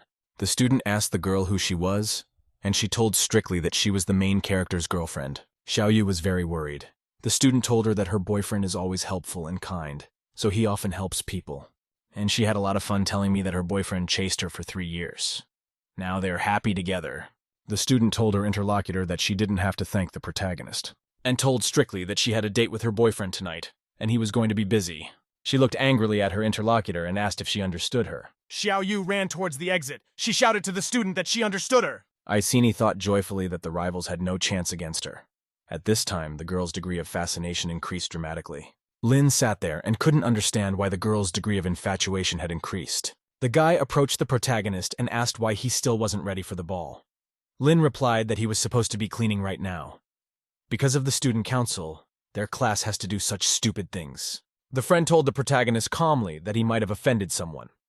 Lin asked the interlocutor to tell him in detail. The main character in the suit was walking down the street in the evening. He thought that the student council president named Wei Zhengtong was a trickster. He always used his position to make other people's lives worse. Zheng Hao might have been hurt because of the president. Protagonist received a message. He was invited to a ball to thank him for saving a man. Lin thought deeply. He decided happily to himself that he would have a good time today with Wei Zhentang. The protagonist was walking up to a big building. Suddenly, a student with a brick appeared behind him. The guy was angry because the protagonist had saved Xiao Yu in the pool. He wanted to get glory for himself. The intruder angrily decided that the protagonist had suddenly appeared and stolen his glory. He decided to knock him out with a brick. A student stood behind the protagonist and swung a brick to knock him on the head. Lin quickly stepped forward and dodged a dangerous blow. The intruder behind him missed. The guy was very surprised, at which time the protagonist made a grab for his head. Lin threw his opponent to the ground with a very powerful and strong punch. Lin looked angrily at the student and asked if he was the girl's classmate. The protagonist asked the stranger why he had attacked him. The student grudgingly said that the Lin had stolen his glory and his girlfriend. The guy unhappily shouted that he was chasing Xiao Yu and she wasn't even looking at him. He shouted that this girl is very stupid. The protagonist no longer wanted to communicate with his rival. He pinned him head on to the earth. The stranger was left lying near the garbage cans. The main character said before leaving that garbage belongs in a landfill. There were many guests at the ball. All the tables were very richly and beautifully decorated. The students turned around and noticed that the main character had arrived. Luo immediately went towards him. The girlfriend greeted the guy. Lin told her that he heard there was going to be an award ceremony here. Luo offered her friend a dance. She was waiting for him. Lin pulled the girl close to him with his arms. He agreed to her proposal for a dance. Luo said happily to the protagonist that he was a very good dancer. Lin thought to himself that after strengthening his skills, he had many advantages. Lin danced vigorously with his girlfriend. Everyone in the audience was looking at him. A student in a pink dress came up. She told the guy she wanted to ask him to dance. Luo didn't want to leave. She told her rival to wait on the sidelines. Students were very jealous of the protagonist. One guy said that Lin had saved an athlete and he was immediately famous and popular. The guys around were standing around and unhappily discussing the protagonist amongst themselves. Someone said that Lin didn't deserve an award from the president. The president held 2 beverage cans in his hands. He told the students that the Ling really saved the man. The president held out a jar to his interlocutor. He said that on behalf of all the students he wanted to toast him. Lin was silent. He looked at the drink very carefully and with a studying gaze. The president did not understand why the protagonist was procrastinating. Student asked excitedly of the protagonist if he would refuse the toast. Lin took the jar in his hands. He told his interlocutor that he would drink to the president's toast. The main character started drinking the drink very quickly. The president looked at him happily. The student cheerfully said that the guy is a drinker. Luo looked at her friend with excitement. After the drink, the protagonist felt very intoxicated. The president told the student that he wanted to talk to him about something important. He asked that the guy follow him. Lin agreed to discuss everything. The protagonist and his companion arrived in a meeting room. There was a table and a large television set. Lin walked into the room and noticed with great surprise that someone was already there. The main character saw that the pool girl was lying on the couch. Xiao Yu was unconscious and very red. Lin felt dizzy. He leaned over the student. The main character collapsed unconscious next to the girl. They both couldn't move. The president said cheerfully that the video camera was working and everything was ready. The president held the key in his hands. He said that the protagonist would really be able to enjoy this time. The spectators were sitting in the hall and talking unhappily among themselves. They were waiting for the awards ceremony. The announcer came on stage and said that the Lin should be here soon. To himself, he thought to himself that the drug should have started to take effect by now. The president was excitedly imagining how he was about to tell the audience to look at the big screen and cheer for the lynch. Students along with the girls sat and listened to the presenter excitedly. A video was playing on the screen at that time. All the guests were very much amazed. People saw the main character on the video broadcast. He was lying on top of Xiao Yu. The student fearfully pointed to the president on the screen. The presenter glanced fearfully at the recording. The president looked fearfully at the recording on the screen. One of the students shouted that they needed to go into the meeting room and throw the lynch out of there. The audience in the hall angrily discussed the protagonist. Someone shouted that the Lin had begun to engage in corrupting and lasting deeds. Another student said that he had seen the protagonist's face and immediately realized that he was not a good person. The students prepared to go on the attack. One of them shouted that the university would not tolerate scum like Lin. The president said in a disgruntled voice that the protagonist disappointed him. The students all jumped up in unison and demanded that the protagonist be expelled from the university. The president rejoiced. He realized his plan had gone as he had intended. The president happily thought to himself that this was the power of the head of the student council. At that time, the voice of the protagonist came out. He asked, "Did he miss something?" The president staggered back. He noticed how the guy walked into the room absolutely calmly. The leader looked at the guy with an angry look. He didn't understand how the guy got out. Lin calmly said that he had just come out of the restroom. He didn't understand what all the fuss was about and who they wanted to kick out of the university. The main character asked the president why he was so scared when he saw him. The guy asked the protagonist apprehensively, "Who's in the room then?" Lin said angrily to his interlocutor that he was the one who orchestrated the program. Students should have seen the main character with Xiao Yu on the couch during the broadcast. Under the influence of the stimulant, the protagonist would lie down and hold the girl against him. The students would see it. In reality, 10 minutes ago, the protagonist was in the room next to Xiao Yu. The system informed the guy that it had detected the effects of the aphrodisiac. Thanks to a special skill, the effects of the drug disappeared. The main character realized that there was a helpless girl lying on the couch. There were cameras around and the door was closed. Lin grabbed the girl in his arms and opened the door with all his might with a strong kick of his foot. The protagonist carried the unconscious student into the bathroom and left her there. He realized that powerful sleeping pills had been administered.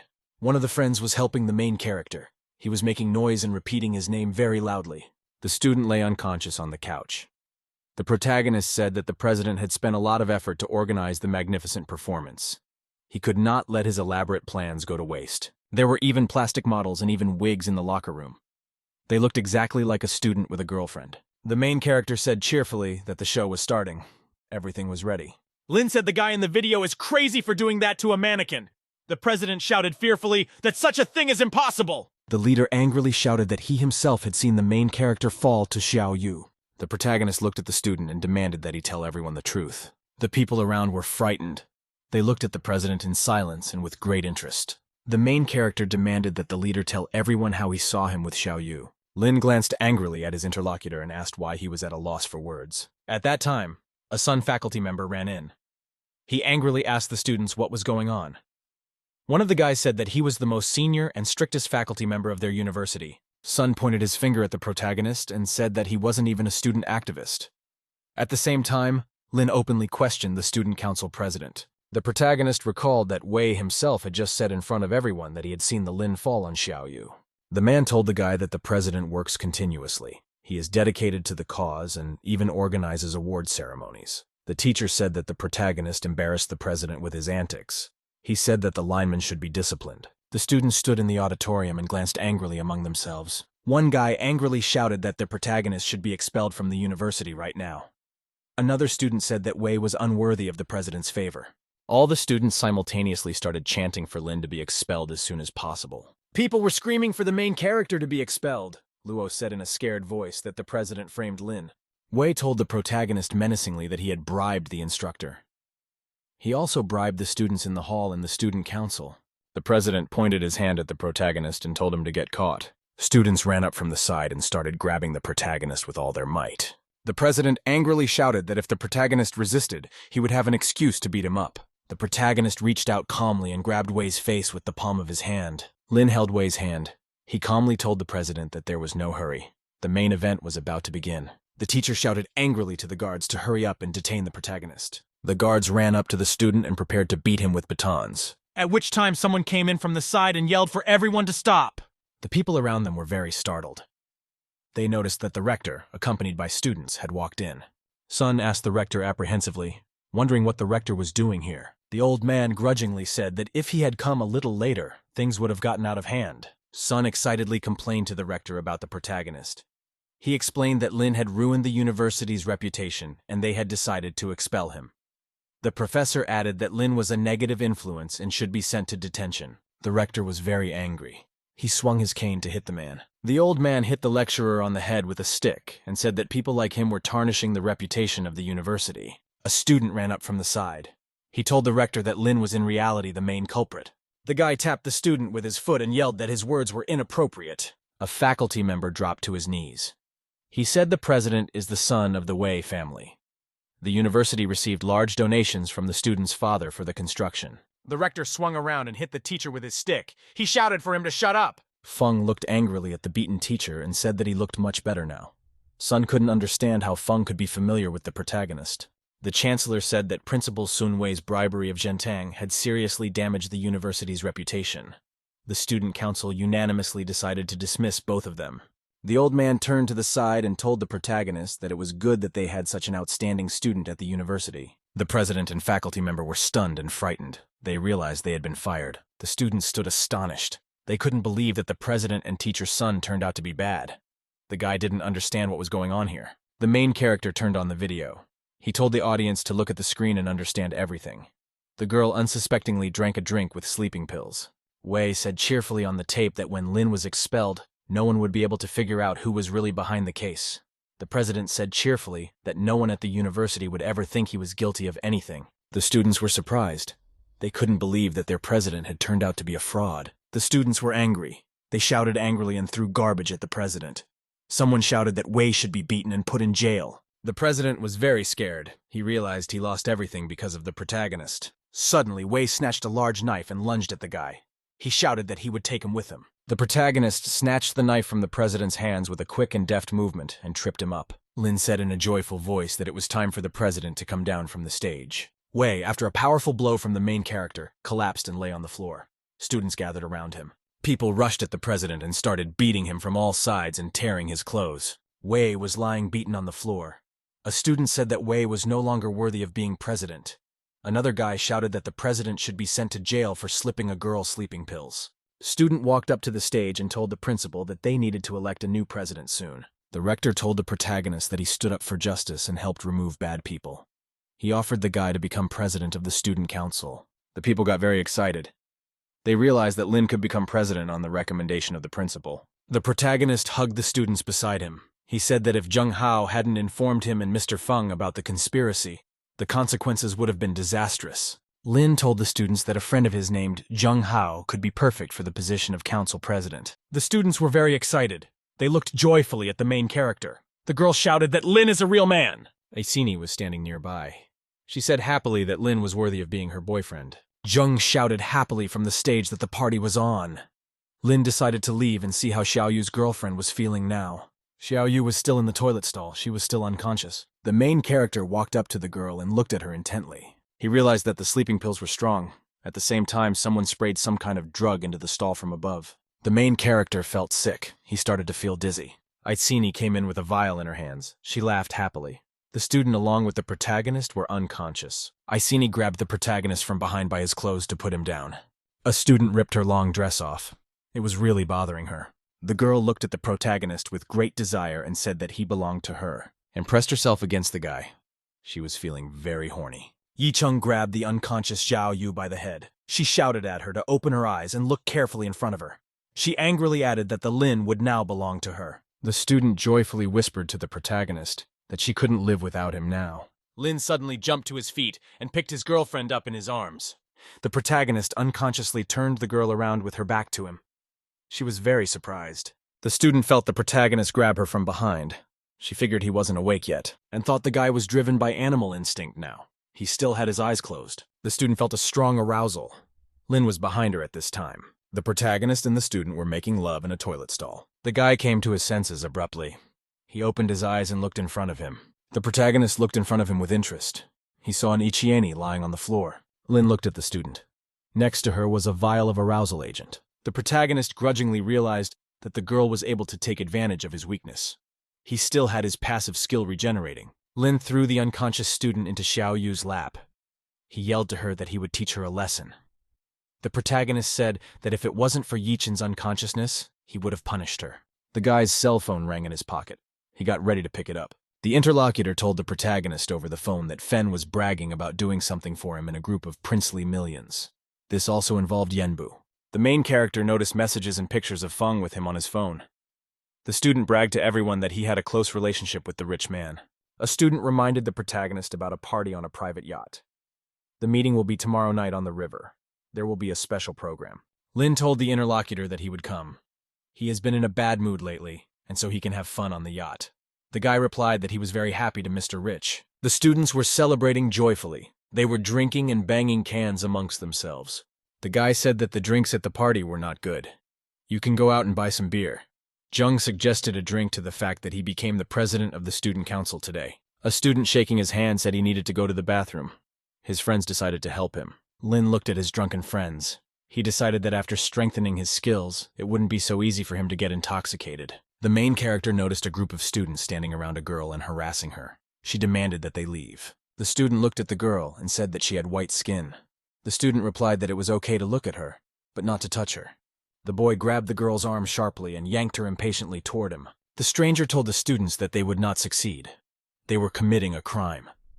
The boys looked at her anxiously. The main character appeared from behind. He told the students that the girl obviously didn't want them. The stranger turned around frightened. The guy next to her looked at the protagonist with interest. The bullies stood around the protagonist.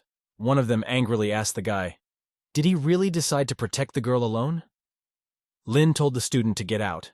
He didn't want to resort to physical force. Hooligans from all sides pounced on the protagonist to knock him down. The stranger was very scared. She yelled at the guy to be careful. The tench bounced to the side in a very deft move. The hooligans hit each other with a swing. The student noticed with great consternation as the two friends slumped to the ground. The protagonist grabbed the two bullies with his hands and knocked their heads together. Lin was on his feet. Next to him, unconscious students lay on the ground. The girl knelt down and looked at the unconscious guy. The stranger told a disgruntled protagonist that his actions were dangerous. The system informed the guy that a valuable girl had been discovered. A counterattack was launched. The protagonist learned that the stranger's name was Shen Aodong and her other personal information. He thought to himself that the girl looked very innocent. The main character got ready to leave. He told the girl that she was beautiful and could get a real job. The interlocutor was surprised. Shen was very unhappy. The protagonist almost foiled her plan. At that time, a beaten student was lying on the side. The girl put her foot on the bully's face. He shouted unhappily. Shen radioed her subordinates and demanded that they pick up the suspect. The fourth team should prepare for the arrest. The next day, the protagonist was on a speedboat heading towards a luxury yacht. The student on the boat told Mr. Rich to have fun. He would go to the other boat for now and settle some business. Lin waved his hand to his friend. The main character went on a yacht. There were a lot of beautiful girls. They entertained the customers. Lin turned around. He noticed that there was a nice atmosphere and many girls in bikinis. Shen was serving drinks on a tray. She informed the police officers over the radio that she had the target in her sights and was ready to act at any time. The girl thought that the operation should go perfectly. She hoped that there should be no more of what happened last night. The main character came up to her side and asked, "Can he have free drinks?" Lin looked closer and noticed that a girl he already knew was standing next to him. The main character told the girl that she had changed jobs and was now a waitress. The woman greeted him and told him to enjoy the party. At that time, the man called out to the waitress. There were two girlfriends sitting around the man and security guards standing around him. He asked the female employee to approach him. Shen handed the gentleman a tray and offered him a taste of champagne. The man angrily told the girl that a very powerful Mr. Jing wanted something special today. She should provide him with special favors. One of the guests raised his glass and said that the old Jing knew how to party well. A rich client was throwing bills around him. He said that today he wanted something nice and innocent. The man told the girl to come up to him and take the money. Jing looked longingly at the girl and demanded that she serve him. Shen glanced at her guest unhappily. She remembered that she was now undercover. The main character showed up. He told the man that they don't offer special services here. He reminded him that Chin was now breaking the law. The man was very angry. He didn't like some waiter interrupting him. The main character said he's not a waiter. He was invited here by the captain for fun. The girl angrily asked the guy, "Where's his invitation?" She said they've been here before at parties, but she's never seen him. Today he decided to play hero by saving the girl. Lin calmly took an appetizer from the tray. He said there was no invitation. He was invited by the captain. The interlocutors themselves could inquire. The man said with a smile that in order to get into this party, you have to pay $100,000. He couldn't believe that the guy could have been invited by the captain. Another guest said that the Lin is a waiter or a stowaway. The man angrily demanded that the protagonist kneel down and apologize. Guards began to approach the guy from the side. The main character says he's about to show everyone the rules of the rich man's game. Shen became very worried. She realized that she was about to be exposed and all her efforts would be in vain. The girl thought that the protagonist would not be able to cope with a large number of opponents. The protagonist looked angrily at the man. He said he was about to call the captain of the yacht. Jing was very excited and amazed. He and his girlfriends looked at the guy with surprise. The guests around sat and watched the protagonist. Lin couldn't get through as the number was unavailable. The main character realized that his friend was in business negotiations. He couldn't answer the phone. One man said that the guy had gotten naked since he decided to call the captain of the yacht. The girl told the guy that he could buy the yacht, and then they would all kneel before him. Jing promised the main character that if he bought the yacht, the waitress would belong to him for the whole night. Lin looked at the interlocutors happily and said that it was a great suggestion. The main character demanded from the waitress to call the captain. The man said that the girl can call a senior assistant named Xiao Zhang. A chief mate in a naval uniform appeared. He greeted Jin. The gentleman said that the protagonist wants to buy their yacht. Xiao replied to the gentleman that the value of the yacht is very high. The chief mate looked at the protagonist and asked, "Can he buy his own yacht?" The protagonist took out a gold bank card. He demanded of the sailor that he tell him the price. One of the guests was surprised. He said that the passenger was holding a Black Dragon bank card. The girl said that the main character's card might be fake. The girl told the guy with consternation to stop. Shen couldn't let the main character get in trouble because of her. She decided to cancel today's mission. The protagonist turned around and said in a confident voice to his interlocutor not to worry. Shen looked at her new acquaintance with excitement. Her magnification increased. Xiao held out a document to the protagonist. The total price of the yacht, along with all the services, amounted to 800 million. Lin must sign the documents and transfer the money. The guests around insistently demanded that the protagonist sign the document. The senior assistant told the guy that if he could not make the purchase, he should immediately leave the ship. Lin replied that he would not sign the documents. The guests around cheered. The protagonist explained to the interlocutors that his girlfriend would sign his signature. Shen was very surprised. People were amazed. They couldn't believe the guy wanted to give the waitress a yacht. The main character explained to the interlocutors that he would pay and the girl would sign. He would give her a yacht. Lin asked her name. The girl said her name was Shen Aodong. The main character pulled out a card. He said the yacht was his gift for his girlfriend. The terminal reported that $800 million had been successfully spent. People were very surprised. The man couldn't understand where the protagonist got so much money. He decided that the Lin was an influential person if he was invited by the captain of the yacht. Xiao and the waitresses bowed to the protagonist. He said that Lin is now the owner of this yacht. The staff is ready to provide all services and full loyalty. The protagonist reminded the man that after buying the yacht, he also gets a waitress. The girl asked the protagonist about his name. She suggested that he get to know her better. Someone guest told the main character that Mr. Jing was trying to insult him. Shen looked at the guy with interest and couldn't figure out who he was. The big man came over. He told Jin that the protagonist wasn't so simple. The man bowed to Khan's boss and explained that he had merely lost control of himself. Jing asked Khan to sort things out for him. In return, he promised to give up the business in Myanmar. Khan looked angrily at the man and said he would take care of the main character. The big guy went to the protagonist. He said that the guy was a daredevil. Han Biao angrily asked the protagonist about his name. The protagonist looked at his interlocutor and said his name was Lin. The girl was very startled. She knew that Han Biao was the leader of a gang called the Black Tiger. The group smuggled illicit goods and organized 2 underground casinos. Khan was the target of today's police operation. The Verzila offered the protagonist to play a few games. Lin replied that he doesn't gamble and it's not really legal. Khan asked the protagonist, does he have nothing left but the $800 million he spent? The girl told the boss that even if the protagonist has no more money, he is still a big contributor on the yacht. Lin explained to the Verzila that he had money. Hao asked with interest to the guy, doesn't he have enough courage? The protagonist looked at his interlocutor in silence. He pondered his answer. A man came up and explained that some people have a lot of money, but they are afraid of even a small loss. He said that he himself could play with Boss Khan. The girl told the protagonist that Khan was good at cheating at the gaming table. If the protagonist had even 20 billion, he could lose it.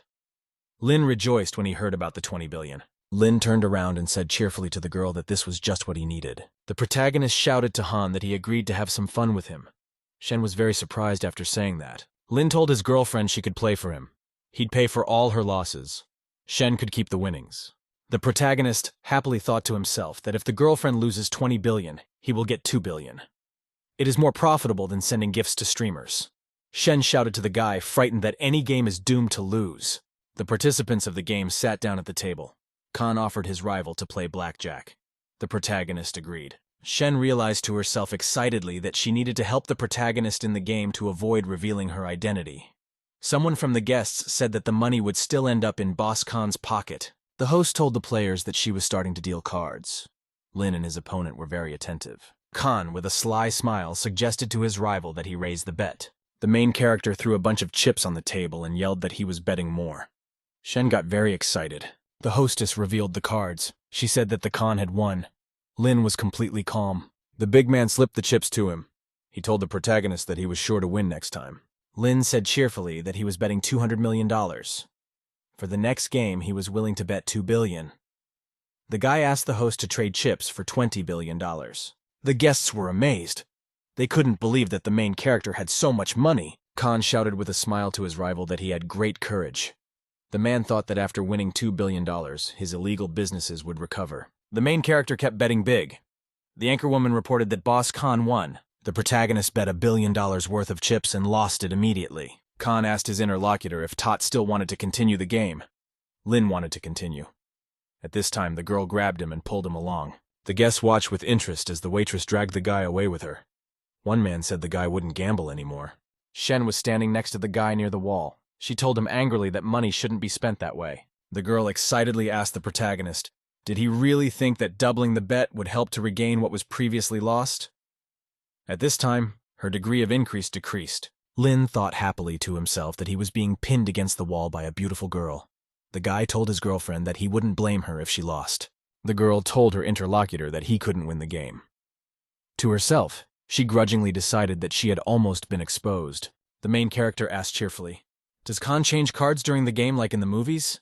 Shen replied to the guy not to let him be fooled by the movies. The girl told the interlocutor about methods of fraud at the gaming table. There are microchips in the cards, and under the table there are sensors. The presenter makes hints to Khan, and it is hard to catch them at it. The girl explained to the protagonist that he had no chance of winning. Lin replied to her that gambling is bad for people. The protagonist very cheerfully picked up the girl and said that he would teach his rivals a lesson. The main character approached the hostess and said he wanted to check the playing cards. Khan replied that the guy could run a test. He would make sure his losses were honest. One of the guests said that Lin has already started to worry. Another man confirmed that the main character has spent more than $1 billion. The host told the main character that he could inspect her anywhere. Lin replied to her that he would check the table for now. The protagonist placed his hand on the table covering. He analyzed it carefully. The protagonist looked around the gaming table and said that everything was fine. His opponents looked at each other in silence. Lin waved his hands and told people that the game was getting less interesting for him. The main character said that Khan won a lot of money, but only bets tens of millions of dollars at a time. The guy asked his opponent, "Is he afraid to lose?" The guests were chatting amongst themselves. One man said that Lin is betting several billion. Compared to him, Mr. Khan is really stingy. Khan pushed a bunch of chips away from him. He said he'd play the protagonist for $10 billion. The girl started taking cards out of the box and handing them out to the players. The presenters would lay the cards on the table. The players would look at them sideways. Khan looked at the girl with great excitement. He watched her closely. The main character said in a disgruntled voice that he wanted to return to the game. The presenter suddenly noted to herself with excitement that her sensor was unresponsive. The big guy jumped to his feet. He decided to keep playing, and he didn't believe the protagonist would get lucky. The players opened the cards. The girl said that the protagonist won and the boss Khan lost. The guests were very impressed with the victory of the protagonist. One of them said that the guy returned all his lost money. The Khan jumped up angrily. He said very angrily that the Lin was mocking him. The protagonist asked his interlocutor why he got mad after losing. He asked if Khan didn't want to play anymore. The Khan jumped up and shouted very angrily that Shen had just tampered with the cards. The people around were surprised. The guests around told the protagonist that cheating was not allowed. Shen decided to justify herself. She told people that they could see the footage from the video cameras. The Khan was very angry. He slammed a sharp knife into the table. The man pulled out a gun and pointed it at the guy. He said he had to lose one finger and return all the money. If he didn't agree, he would get a bullet in the forehead. Lin looked calmly at the man and asked, "Would a bullet from a gun or a hand be faster?" The guy grabbed a chip on the table. The girl shouted fearfully to her friend not to provoke her rival. Khan might kill him. There was a very loud gunshot. Everything lit up in a bright flash. The people around were surprised to see the wounded Khan slump to the floor. They did not understand what had happened. Shen began to excitedly recall what she had just seen in front of her. The protagonist very quickly threw the chips out of his right hand and hit the barrel of the gun. After that, Lin very quickly stabbed 3 times with all his strength into Han Biao's abdomen. Jing jumped up beside the table and shouted for the guards to arrest the guy. He explained that Lin first cheated and then scolded the other man. The guards ran up and grabbed the man together. He was very surprised. Lin explained to the man that he was the owner of the yacht and would be listened to by the guards. The main character tapped Khan's body with his foot and said that the boss was cheating. The man's cards fell out of his hands. The guests were amazed when they realized that the boss turned out to be a cheater. Shen looked at her friend. She couldn't understand how he could win. The main character explained to his girlfriend that he broke the sensor when he checked the table. 2 cards he stuck in Han's hand when he hit him. The girlfriend smilingly told the protagonist he was a bad guy. She had an increased level of infatuation. The doors opened and a frightened guy came running in. He asked what was going on here. One of the guests said that the captain of the yacht had arrived. Another man gave details of what had happened. The guest ran up to the protagonist and asked if he was doing well. He called him Mr. Rich. The guests were amazed. They couldn't believe they were seeing Mr. Rich Man in front of them. Shen told her colleagues over the radio that they could move out. The guy pointed his hand at the main character and said that he had invited Mr. Rich here to have fun tonight. The whole group of guests rushed to the main character. Everyone was offering him favors. The girls wanted to meet him. The police came running in. The officer showed his papers and shouted that they wanted to arrest a gang of smugglers. The fighter reported to the supervisor that Han Bao and his subordinates had been arrested. They could end the operation. Shen confirmed that they could end the operation. The girl looked around carefully. She couldn't figure out where the main character had gone. The links of chaos and confusion managed to jump out the window. He made it to the boat. The girl was at home in her room in the girls' dormitory. It was evening. Luo was lying on the bed. She was watching the information on her phone with great attention. She couldn't understand where the main character had gone. The student shuffled her feet impatiently. She wanted to invite a friend over for dinner at her rented apartment. Luo looked thoughtfully in front of her. She said she needed another chance. At that time, the door opened and Aichini in her evening dress came into the room. The girl's clothes were a little torn. She sat down on a chair and said she was very tired. Luo looked at her friend with interest and said that she looked like someone had attacked her, and very slyly said that the main character looked polite, but turned out to be very rude. The girl said that it was the guy's rudeness that made her feel happier. Luo gave her friend a sly look and said that she had torn her own clothes, and grabbed the edges of her dress. She said she was weak and didn't even have the strength to open the cap off the bottle. The student looked at her friend with excitement and noticed a palm print on her leg. She realized that she couldn't have left the print herself. Iceni looked slyly at her friend and told her to get dressed so she wouldn't shiver from the cold. Luo was very excited. She turned around and ran out of the room at full speed. She thought cheerfully to herself that a man would always belong to his first girlfriend. The student told herself slyly that she liked it when the main character hit her. At the end, she decided that they would definitely finish what they started someday. Luo approached the men's dormitory. She couldn't understand why her friend wasn't answering her texts and calls. The girl was worried. She decided to herself that she had to act quickly. Girlfriend introduced the protagonist, surrounded by beauties. She decided that the Lin should be the object of adoration of many women. Luo looked in front of her with a confident look. She realized that she still wouldn't give up. The students near the entrance looked at the stranger with great attention. The main character was walking down the street at the time. There were a lot of people around him. A guy was eating a burger. He thought he was very tired during the night. He decided to get to bed as soon as possible. Lin looked over and was surprised to see a girl named Luo Yaxing standing next to him. She was standing near the entrance of the building. The students were standing around discussing the girl. One of them said she had been waiting for a friend all night. Luo rushed over to the protagonist. The guy was very surprised to see her. The girl said in an excited voice to her friend that he was finally back. Lin inquired of the girl, had she been waiting for him all night? Luo replied to the protagonist with great excitement that she understood everything perfectly. Lin asked her interlocutor what exactly did she understand. The girl told her friend that he is very talented, so she realizes how big the difference between them is. Luo promised the guy that she would be the most understanding girl for him. The girl felt like she didn't have enough strength. Lin picked the girl up in his arms. He told her that he would carry her now and she would rest. The protagonist carried the girlfriend into her dorm room and laid her on the bed. Luo thanked her friend for carrying her home. Lin asked excitedly to the girl if she was awake. The girlfriend looked at the main character and said he was very kind to her. The girl excitedly told the protagonist that she wanted to give him a massage. Lin thought to himself that his girlfriend is very amazing. The main character asked cheerfully to the girl, "Does she know how to give a massage?" The girlfriend sat on the main character's back from behind and told him to relax. Lin closed his eyes. The girl was giving him a massage. He told her it felt really good. The girlfriend slyly told the protagonist that there were even nicer things to do. Lin replied to the girl that in a couple of days he would buy her an apartment closer to the university. Luo hugged her friend from behind and said excitedly that she really likes hobbies. The girl was lying on her back on the guy. She promised him that she would massage him every day. The guy liked the offer. The main character was left lying on the pillow. Luo decided to text her girlfriend. Luo informs the student that the protagonist wants to buy her an apartment. She is very confused and doesn't know whether to accept gifts from her friend. And she was very angry. She couldn't understand why the main character would buy an apartment for a student, and texted her girlfriend to accept gifts. The main character has so much money that there's nowhere to spend it. The girls were texting each other. Luo wrote that she would accept gifts.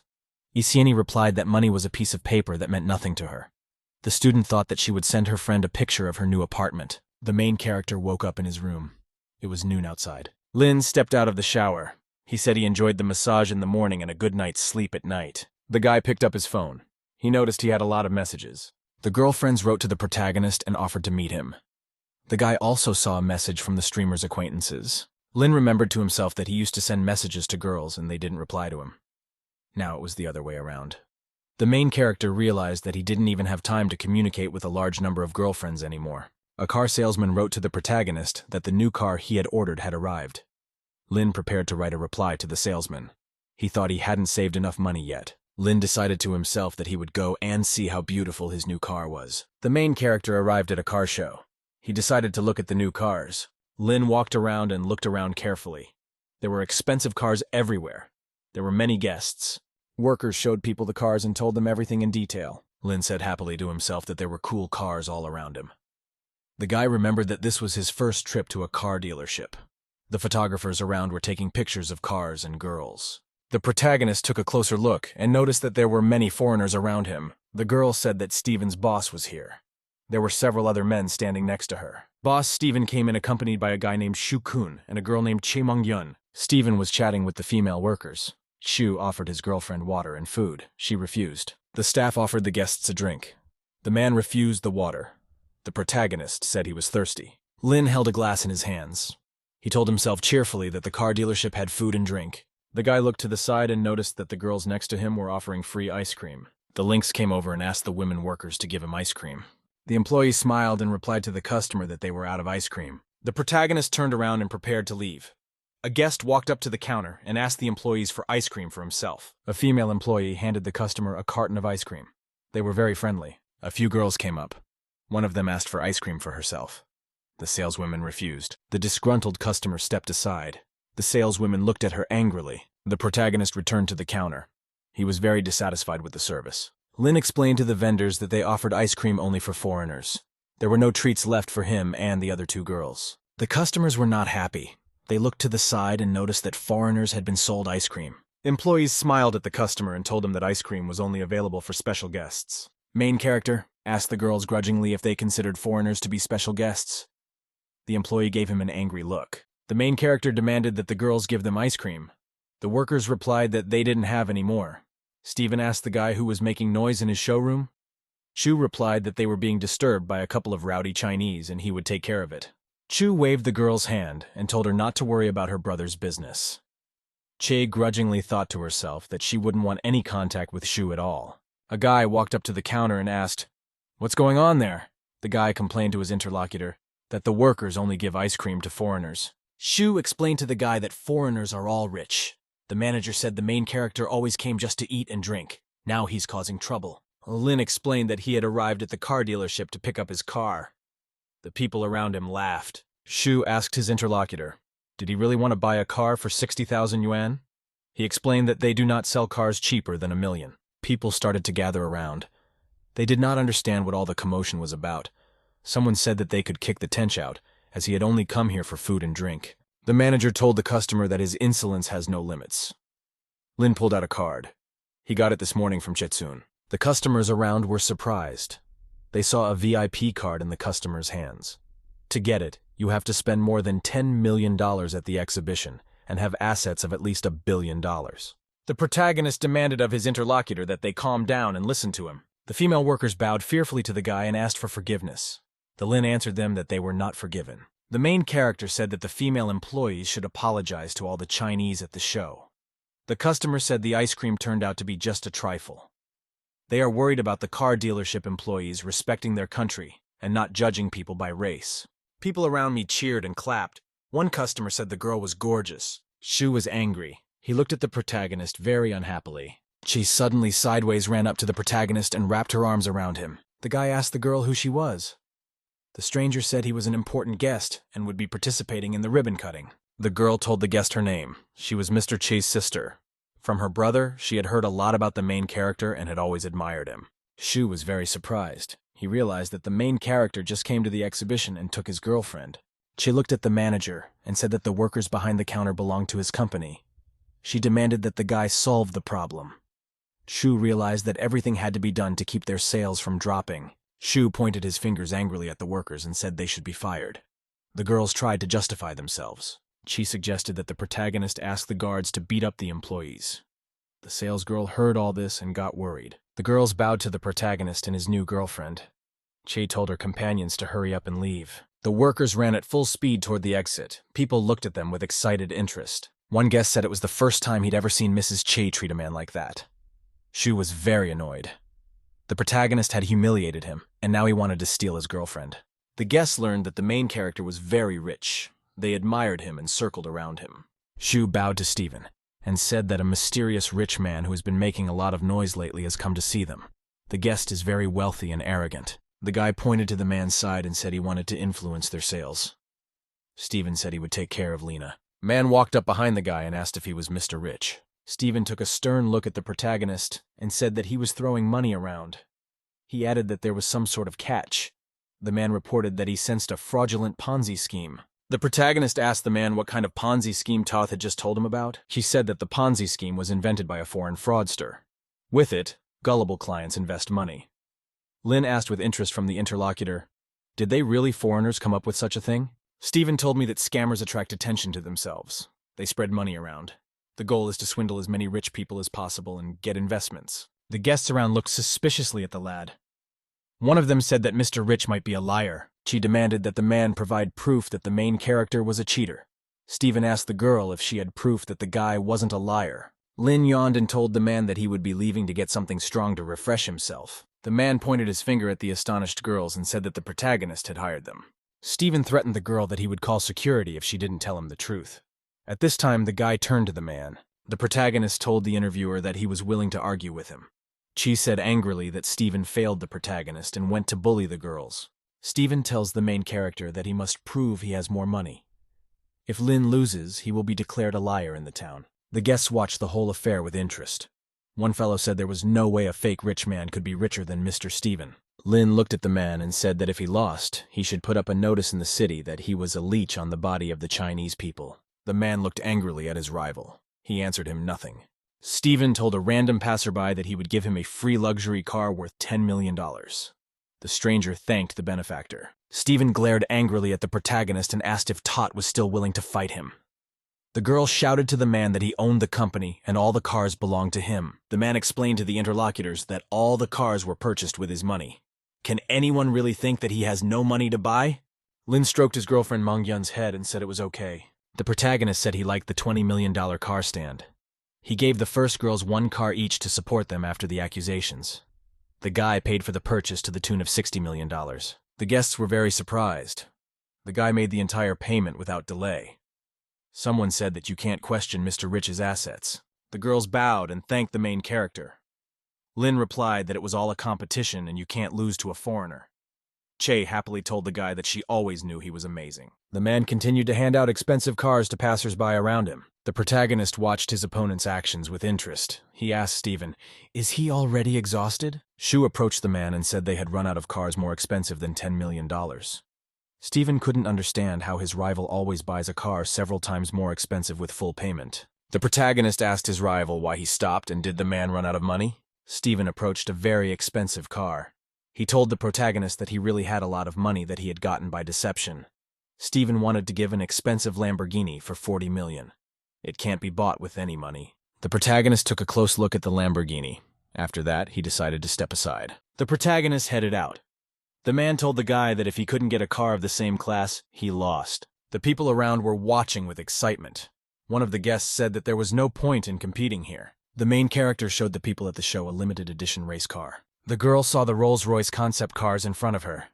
Stephen said this car was for exhibition, but not for sale. The man looked at the boy and said he should recognize himself as a liar. The manager appeared at the exhibition. He greeted the protagonist very cheerfully. The manager told the protagonist that the Rolls-Royce he had ordered was in front of him. He put it on display to attract customers. Chi offered the client a test drive. People around were very amazed. They could not believe that the expensive car belonged to the protagonist. The main character told the manager that he would pay by card. He decided to give the car to his girlfriend, Che Mong-yun. Stephen was very amazed when he saw that the protagonist had made a payment of 80 million Chinese yuan. The guests were very amazed. One guy shouted that the sum of 80 million was twice as much as Stephen's limited edition. Another customer said that the main character had actually given the car to his girlfriend. The girlfriend kissed the main character. Chi asked the guy if he was going to give his sister a car. She looked happily at the main character and said he was very cute. The protagonist asked his interlocutor, "Will he continue the contest?" Stephen bowed and said he had lost. Lin gave the man a stern look and told him to honor the terms of the contract. Stephen realized that the protagonist was really rich. Lin was absolutely comfortable spending a lot of money. Stephen told the guy that he was wrong to doubt him. The man said he was a ruthless entrepreneur who decided to capitalize on China's resources. The people around him stood and listened to everything. The customers got angry.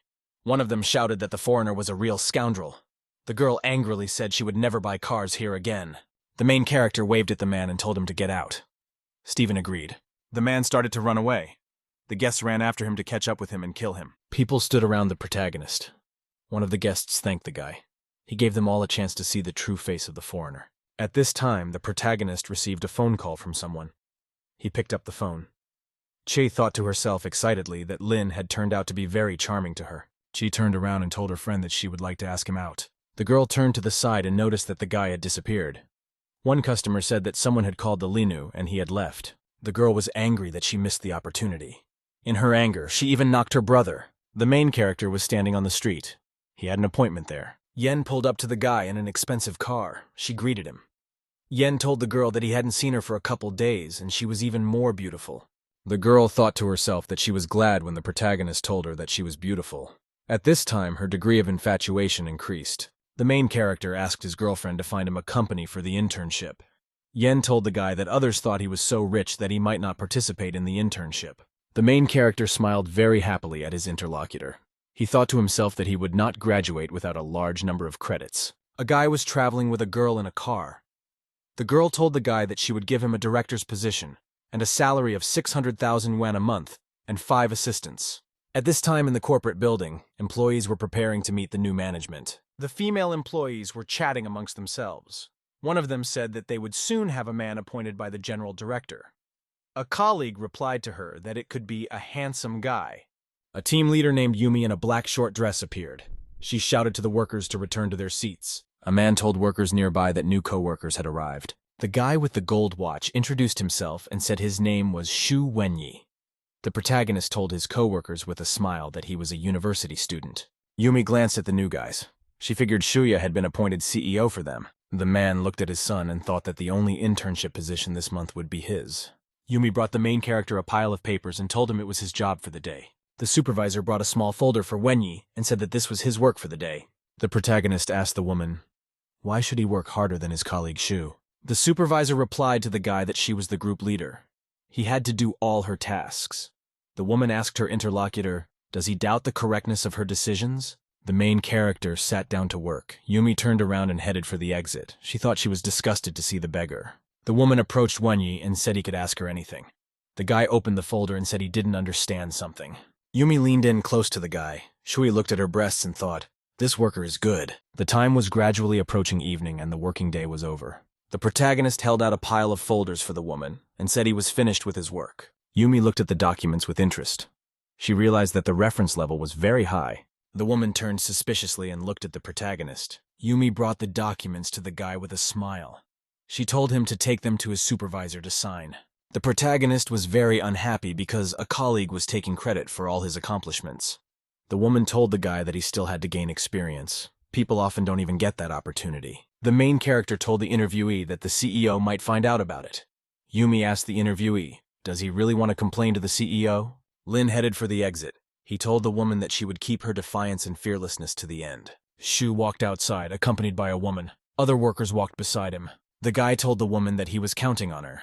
His internship would be secured. The interviewee told the employee that he could call her by her first name, Yumi. Shu invited her to dinner. Yumi replied to the guy that she didn't mind. Shui said he would bring the car over now. At that time, the main character came out of the office. Lin grudgingly noticed that a woman was standing near the parking lot with his moped. The protagonist walked up to Yumi and calmly apologized to her. Yumi said, displeased with the guy, that in the office he was cold to her. And now, when they are alone, he wants to make conversation. Yumi told the interviewer that the two of them are birds of a different flight. She added that the main character has some skills. The woman called the protagonist a student with no money and no connections. Lin wanted to explain to the interlocutor that there had been a misunderstanding. Yumi replied to the main character that he wasn't even suitable for her as a backup. The protagonist pushed the surprised woman aside and grabbed his moped. He said she was in his way. Shu drove up in an expensive race car.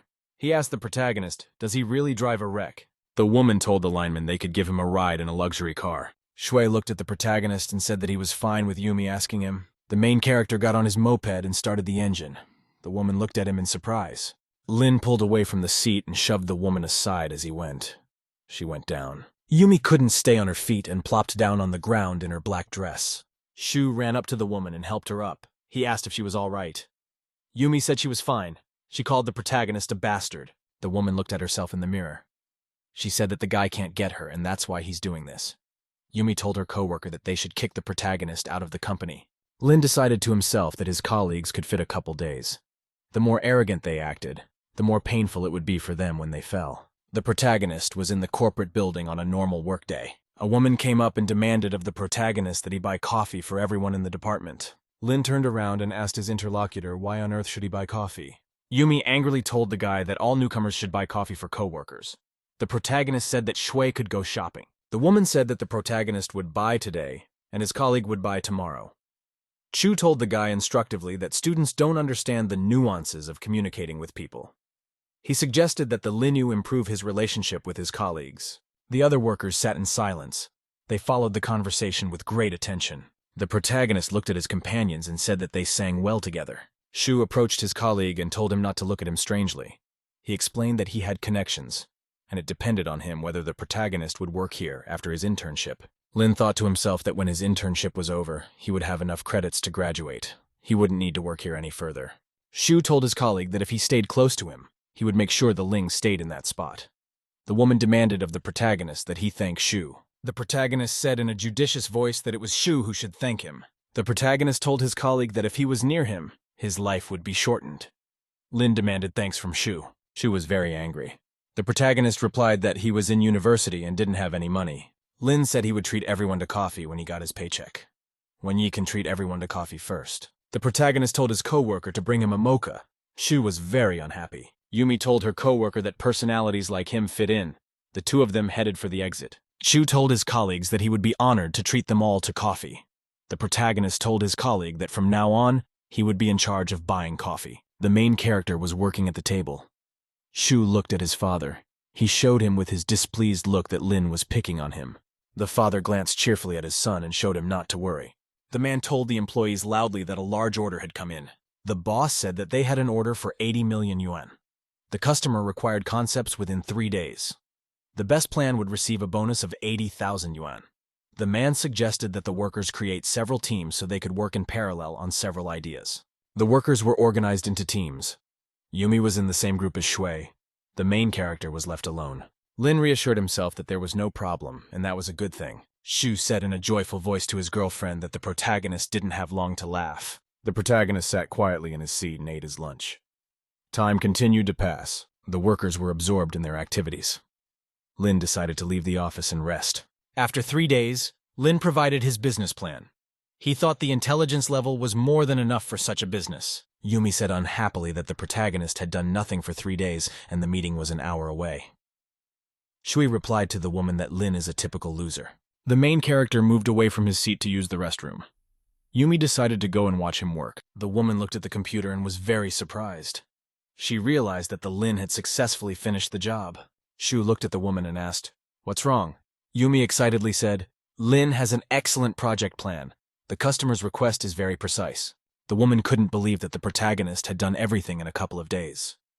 Shu explained grudgingly to her interlocutor that Lin had paid someone to do the work. Yumi angrily said that there was a meeting coming up and they couldn't let the Linu speak. The protagonist returned to his seat. He asked the woman what he could do to help her. Yumi told the guy that the debriefing was coming up. She told him to go to conference room A and get ready there. The woman looked at the protagonist angrily and slyly. She wanted to take advantage of his offer. In the conference hall, BHU told the participants about his presentation. He explained to them about the development of an innovative model of an improved city. Such a model is focused on building ecological infrastructure. A worker near the monitor was telling us that the model could potentially stimulate new consumption scenarios. Shu glanced sideways at the screen and noticed that the author of the business plan was listed as Lin Xing. Guy pressed a button on the remote and turned the presentation page as quickly as he could. Shu thought happily to himself that no one saw that the author of the business project was the protagonist. Mr. Zhang said that this program was much better than the others. The man told his interlocutor that he should be satisfied with their proposal. Shu said he graduated from Massachusetts Institute. He believes he can meet the standards of his university. Zhang said happily to the guy that he couldn't even contradict him. The man looked joyfully at his son and thought rather that they had done it. The man handed the documents to Zhang and invited him to sign the contract. The man thought happily to himself that when he had the papers, he would very soon have the post of director. Shu together with Yumi were very happy because of the fact that they would receive 80,000 yuan prize. Suddenly the main character appeared from the side. He said that it was very bad to steal someone else's concept. The men turned around in surprise and looked at him. The son looked at his father and wished he would immediately cast out the tench. The boss yelled at the guy that he was late for an important meeting and disrupted the signing of the contract. Lin explained that he had been tricked because they said he should have gone to the conference room. The protagonist demanded that Yumi and Shui confess to stealing his concept. The boss yelled at the protagonist to shut up. He added that Shiyu had great abilities and he didn't need to steal the project. Zhao asked in surprise, what was the protagonist talking about? The protagonist demanded of his colleague to open page 11 and read the endnote. Chu asked excitedly, why would he open that page? Yumi jumped in and said that a couple days ago during the discussion, Lin made a constructive remark to them. After that, she wrote his name in the concept. The workers were talking among themselves. They remembered that the main character had always been on time for the last 3 days, and had not worked at all on the project. The protagonist said he still has several versions of the project stored at his workplace. Yumi fell silent. She didn't know what to say to the guy's accusation. The warden was slyly thinking. He'd figured out a way to accuse the lineman of stealing. The man looked at his hand and said fearfully that he had lost his watch. The boss pointed at the protagonist and said that he had stolen a watch. The man demanded that Lin's workplace be searched. A guy ran in and brought the watch. He said he found it at Lin Shin's workplace. The employee told the protagonist that he was a thief and accused others of stealing. The guy angrily said that the Lin had no money and stole the watch. The boss told the subordinate that he didn't have much money.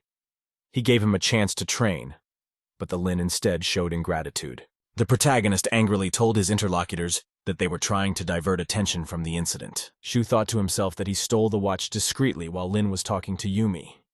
Even if the main character guessed what was going on, it wouldn't change anything. The boss asked the protagonist what arguments he could have against the compelling evidence. He added that he would not call the police, but that dismissal was inevitable. The people around the protagonist looked at him angrily. One of them demanded that the police be called. Lin looked at his colleagues unhappily. He didn't know how to justify himself to them. The chief angrily ordered the guards to bring out the protagonist. The guards rushed at the guy to grab him and get him out of the building. A woman suddenly appeared at the side. She shouted at the guards to stop. The employees lined up in a row. The CEO's secretary walked in. The supervisor fearfully asked the woman what on earth she was doing here. After that, the general director came into the room. The employees were very surprised to see her. The man said that if he had known that the director general was coming, he would have greeted her properly. The secretary explained that the director can come whenever he wants. The man ordered his subordinates to bring chairs as soon as possible. The boss also told them to bring him green tea. The man said he was a representative of a real estate development company. The secretary said her mistress had business to attend to right now. Yen stepped in the direction of the protagonist. The workers brought a chair and poured tea. The man motioned for the boss to sit down. He said that he had just finished negotiating with Jiang for 80 million yuan. Yen carried the cup to the protagonist. She offered him a cup of tea. Lin sat down in a chair. The people around them were amazed. They couldn't understand why the boss gave the guy a cup. Lin looked at the girlfriend and said the tea was very hot. The girl told the boyfriend that she would fix it now. She took the teacup in her hands and breathed on it to cool it down. The workers were very amazed. They couldn't understand what was going on. One of the employees said he had imagined it all. Others also looked at the protagonist and the person next to him with astonishment. Woman asked the guy if the temperature of the tea was normal. She turned around and looked silently at her secretary. The woman decided to act. The secretary asked the man sternly, "What did he do wrong?" Shu Daji tried to justify himself. The man did not believe that Lin was the person the CEO had brought in. An employee came over to the side and brought the secretary some papers. She looked at him. The woman tossed the documents to the protagonist and said that she found this version of the project at Lin's workplace. The man dropped to his knees in fright. He said he had falsely accused the lineman. The woman sternly said that it was a conspiracy with the subordinate to steal other people's labor achievements. The man was using his authority to support the subordinate Yumi. The secretary said the boss violated company rules and pulled his son Shu into the department. The people around them marveled. They listened to the secretary in amazement. One worker said it was all the work of Mr. Daji. Secretary told the man sternly that he had cheated Mr. Rich and his luck had turned away from him. The secretary explained that the protagonist had invested 500 million in the CEO's technology company. He was now its largest shareholder. People couldn't believe that the main character turned out to be Mr. Rich. The secretary commanded that father and son Shu would be fired. The man was very frightened. Shu looked angrily at his crying girlfriend. He realized it was all her fault. The guy grabbed the woman and yelled that she was having an affair with her father. Yumi replied grudgingly to the guy that he was the son of a broke boss. The father and son angrily grabbed each other with their hands. The man was unhappy because the woman had seduced his son. They argued among themselves. Yumi was lying on the floor. The secretary sternly ordered the security guards to remove the 3 workers from the office. The employees stood around the table where the main character was sitting. They apologized and excused themselves. Yen asked her friend with interest if he was satisfied with the result. Yen advised the woman that her company should be more careful when hiring employees. Yen reminded her friend that he could have become principal, but he refused. She now feels guilty about it. The protagonist and his girlfriend stepped aside. The girl reminded him about the professional team. Research is very advanced and she can show the results. The main character walked into the director's office. The office seemed luxurious to him. Yen explained that she spent most of her time at a technology company. She wanted to show the guy in the computer the latest advances. Lin looked at the monitor. He said he didn't understand anything, but he was very impressed. The main character told the girlfriend that she was good. He transferred another 500 million yuan to her. The girlfriend's degree of passion increased. The girl thanked the protagonist and sat down on her chair near the table. Suddenly, the chair beneath the girl broke sharply and she fell in. The protagonist anxiously asked the girl if she was okay. She said in a frightened voice to her friend that she was stuck. The protagonist imagined a young girl getting ready to put the items from her basket into the washing machine. The landlady got inside the washing machine, but she couldn't get out. The girl was sticking inside the washing machine and yelled that it was stuck. Lin couldn't understand why such images were in his head. Lin looked at the girl. He didn't know what to do. Stuck girlfriend called for help. The guy wanted to pull the girl towards him and took her by the arms. She screamed that she was hurt. The secretary stood near the door and listened with great surprise to all that was going on. The secretary started knocking on the door. She asked fearfully, how could she help the director? She told her subordinate that she was doing fine. The girlfriend complained for the protagonist that if the secretary saw her in such a state, her image would be ruined. Lin told the girl that he would carry her to the couch and she could take off the chair. The protagonist picked up his girlfriend and carried her gently to put her on the couch. The boy asked the girl if she was in pain. She looked at her friend with excitement and said she was fine. Lin put the girl on the couch. He told her to be patient for a while. The secretary stood near the entrance to the office and listened attentively. She thought excitedly about her headmistress. Lin accelerated and with a very strong movement was able to free his girlfriend from the chair. The main character asked the girl if she was okay. Her legs were numb. She said she was fine. Lin told her friend that her clothes were torn. She replied that she had a closet and she could change. The main character and his girlfriend went into the dressing room. It was full of clothes. Lin turned his gaze to the side and noticed that there was a very pretty dress hanging there. The girlfriend went into a private room. She told her friend she'd be done soon. The protagonist glanced around excitedly. He knew his girlfriend was in there changing clothes. Lin looked at Yen's translucent profile with great excitement. The protagonist took a stool to sit and watch intently. The girlfriend asked the guy if he was still here. The Lin answered fearfully that he wasn't looking. Yen said with a smile to her friend that she wanted to officially thank him. Lin trusted her unconditionally and invested $1 billion with no restrictions. Now she could do whatever she wanted. The girlfriend assured the protagonist that she wouldn't let the money go to waste. Lin explained for the girl that he didn't care about the money. She could just spend it. The more they invested in research and development of industrial chips, the sooner China would get rid of the influence of the United States. Lin thought happily to himself that the girl's sympathy had increased after he allowed her to spend her money to the fullest. The girl came out of the dressing room in a new light outfit. She said she could treat the main character to dinner. The main character got excited when he saw his girlfriend in her new dress. He looked at his friend with great attention. They prepared to leave. The boss told her subordinate that she and her boyfriend were going to the Nine Dragons Hotel. The secretary bowed to the mistress. The employees looked at the CEO in amazement.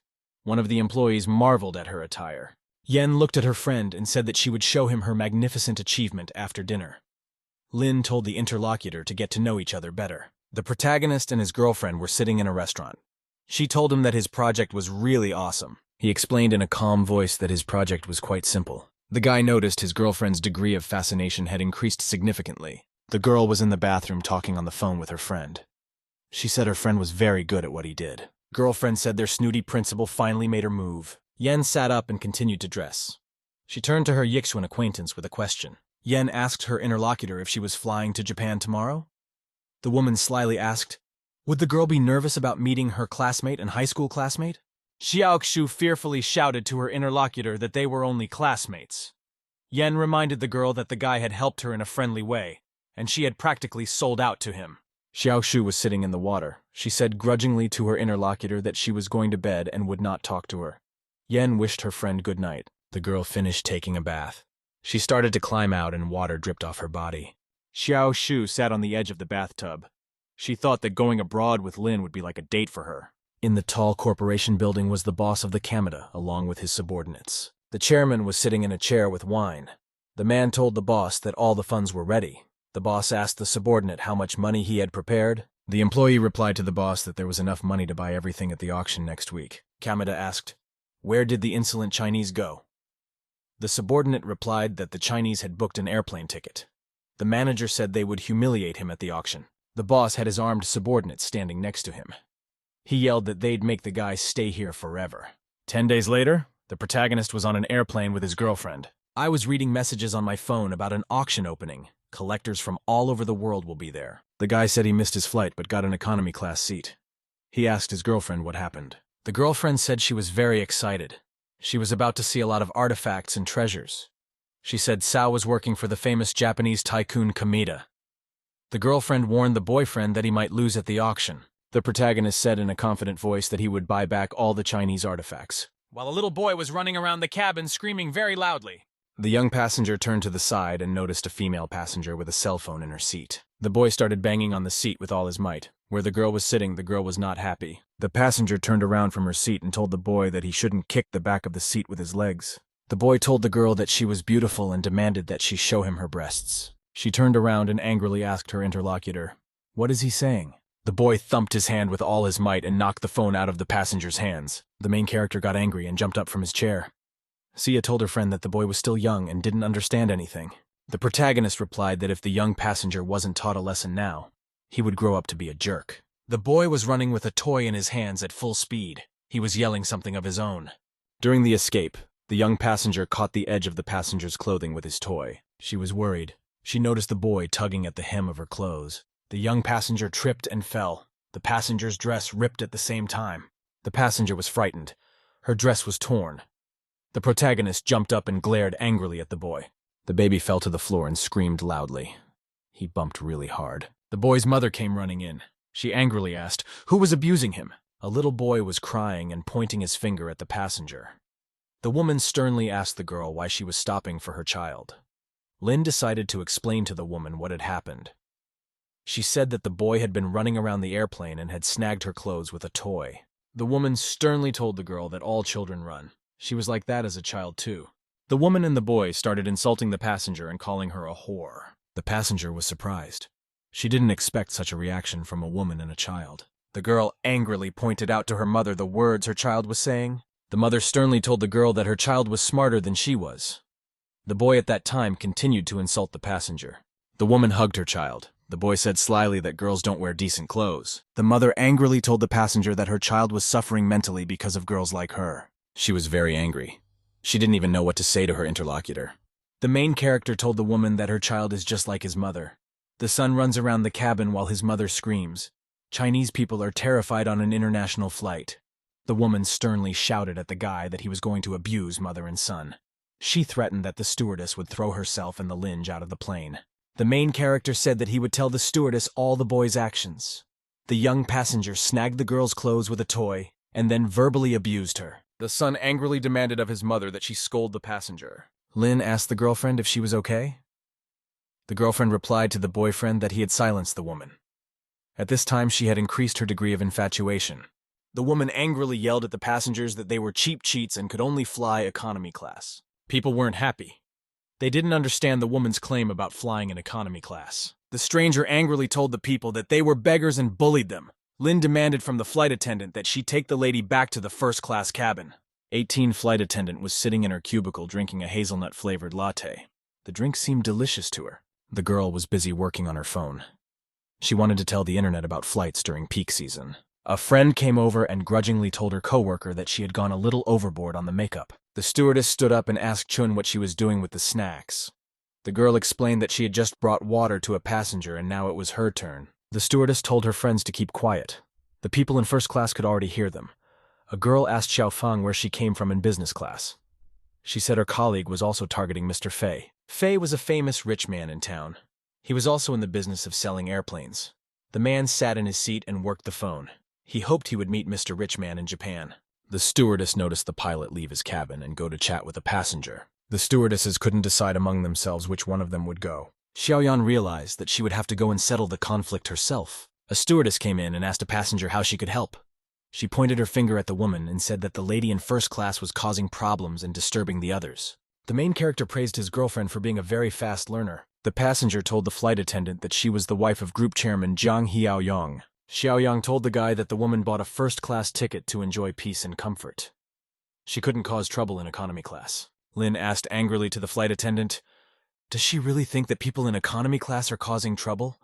Xiaoyang replied to the interlocutor that she did not say such a thing. The woman angrily said she would blacklist the protagonist from all airlines. The protagonist replied calmly to his interlocutor that he did not believe what she said.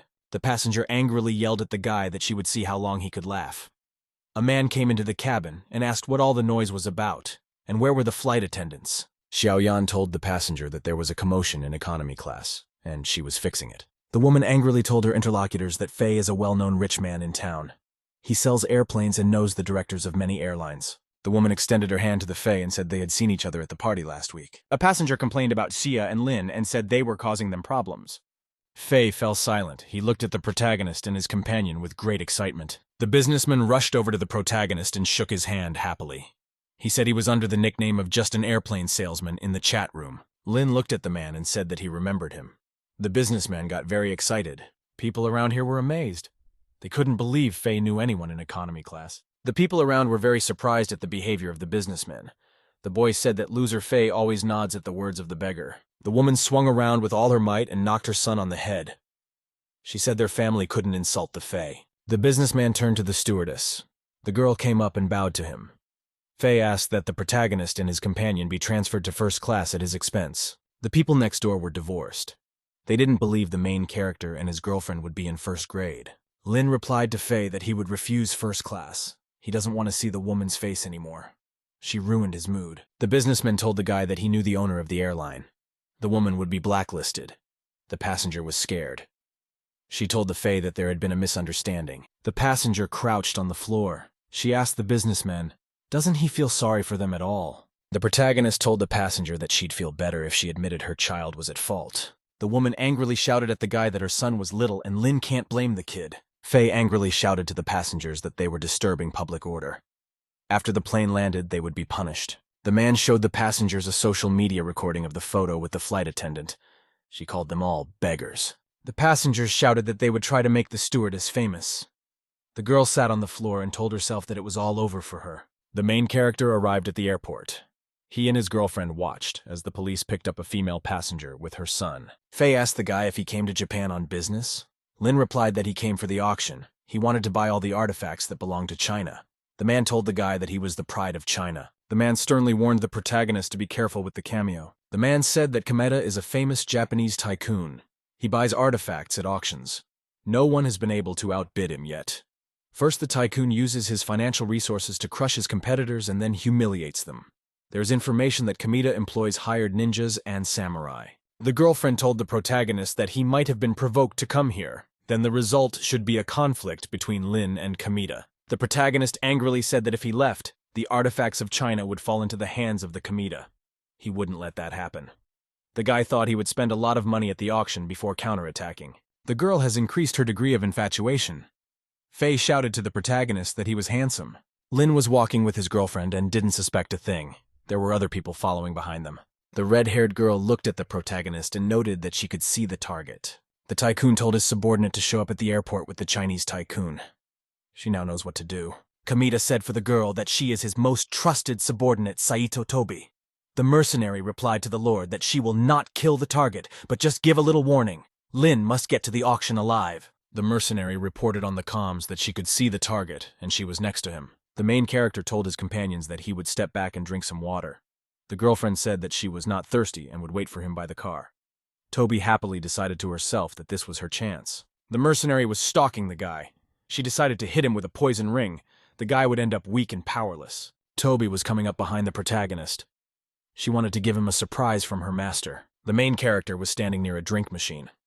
He was amazed because the bottle cost 80 yuan. There was a girl standing close behind him.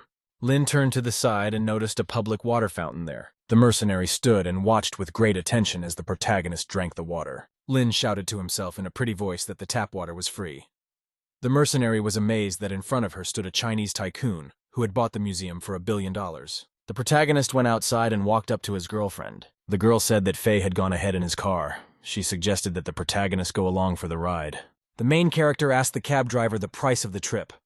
The driver replied that the fare would cost from 152 yuan. Lin decided that such a high price would be robbery. The main character told the girl that the bus ride would only be 30 yuan.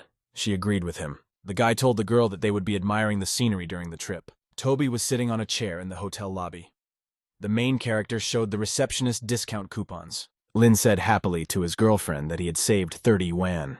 The mercenary thought the guy was poor and greedy. Toby decided that the man standing in front of her was not a rich man who spent hundreds of millions. Toby decided that she would go over and ask the assistant, "Where's the rich man?" The main character was sitting on the couch late at night. He was playing a game on his phone. Lin suddenly heard a knock on the door. He went over and asked who had come to see him. Toby was holding a tray in her arms. She told the guy that she had brought him dinner. The main character opened the door and let the girl in. He told the guest that he was starving. The girl bowed to the customer and wished him a pleasant appetite. The guy started eating. The protagonist sensed something suspicious in the food. The system reported that the truth serum defense effect had activated. Lin realized that the girl had used the military's secret mixture against him. He realized that the Kameda magnate was behind everything. The main character told the girl he was dizzy. He stopped eating dinner. The system reported the discovery of a beautiful girl.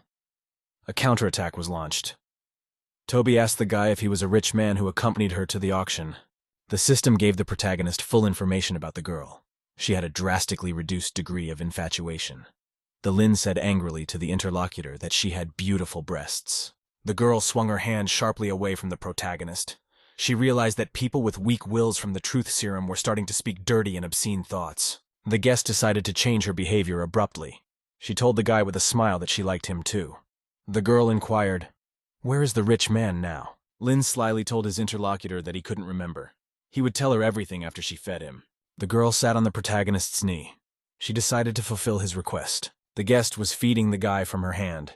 He was eating and said he liked it. Toby asked the guy if he remembered. The main character said that the billionaire would only appear on the day of the auction, when it would officially begin.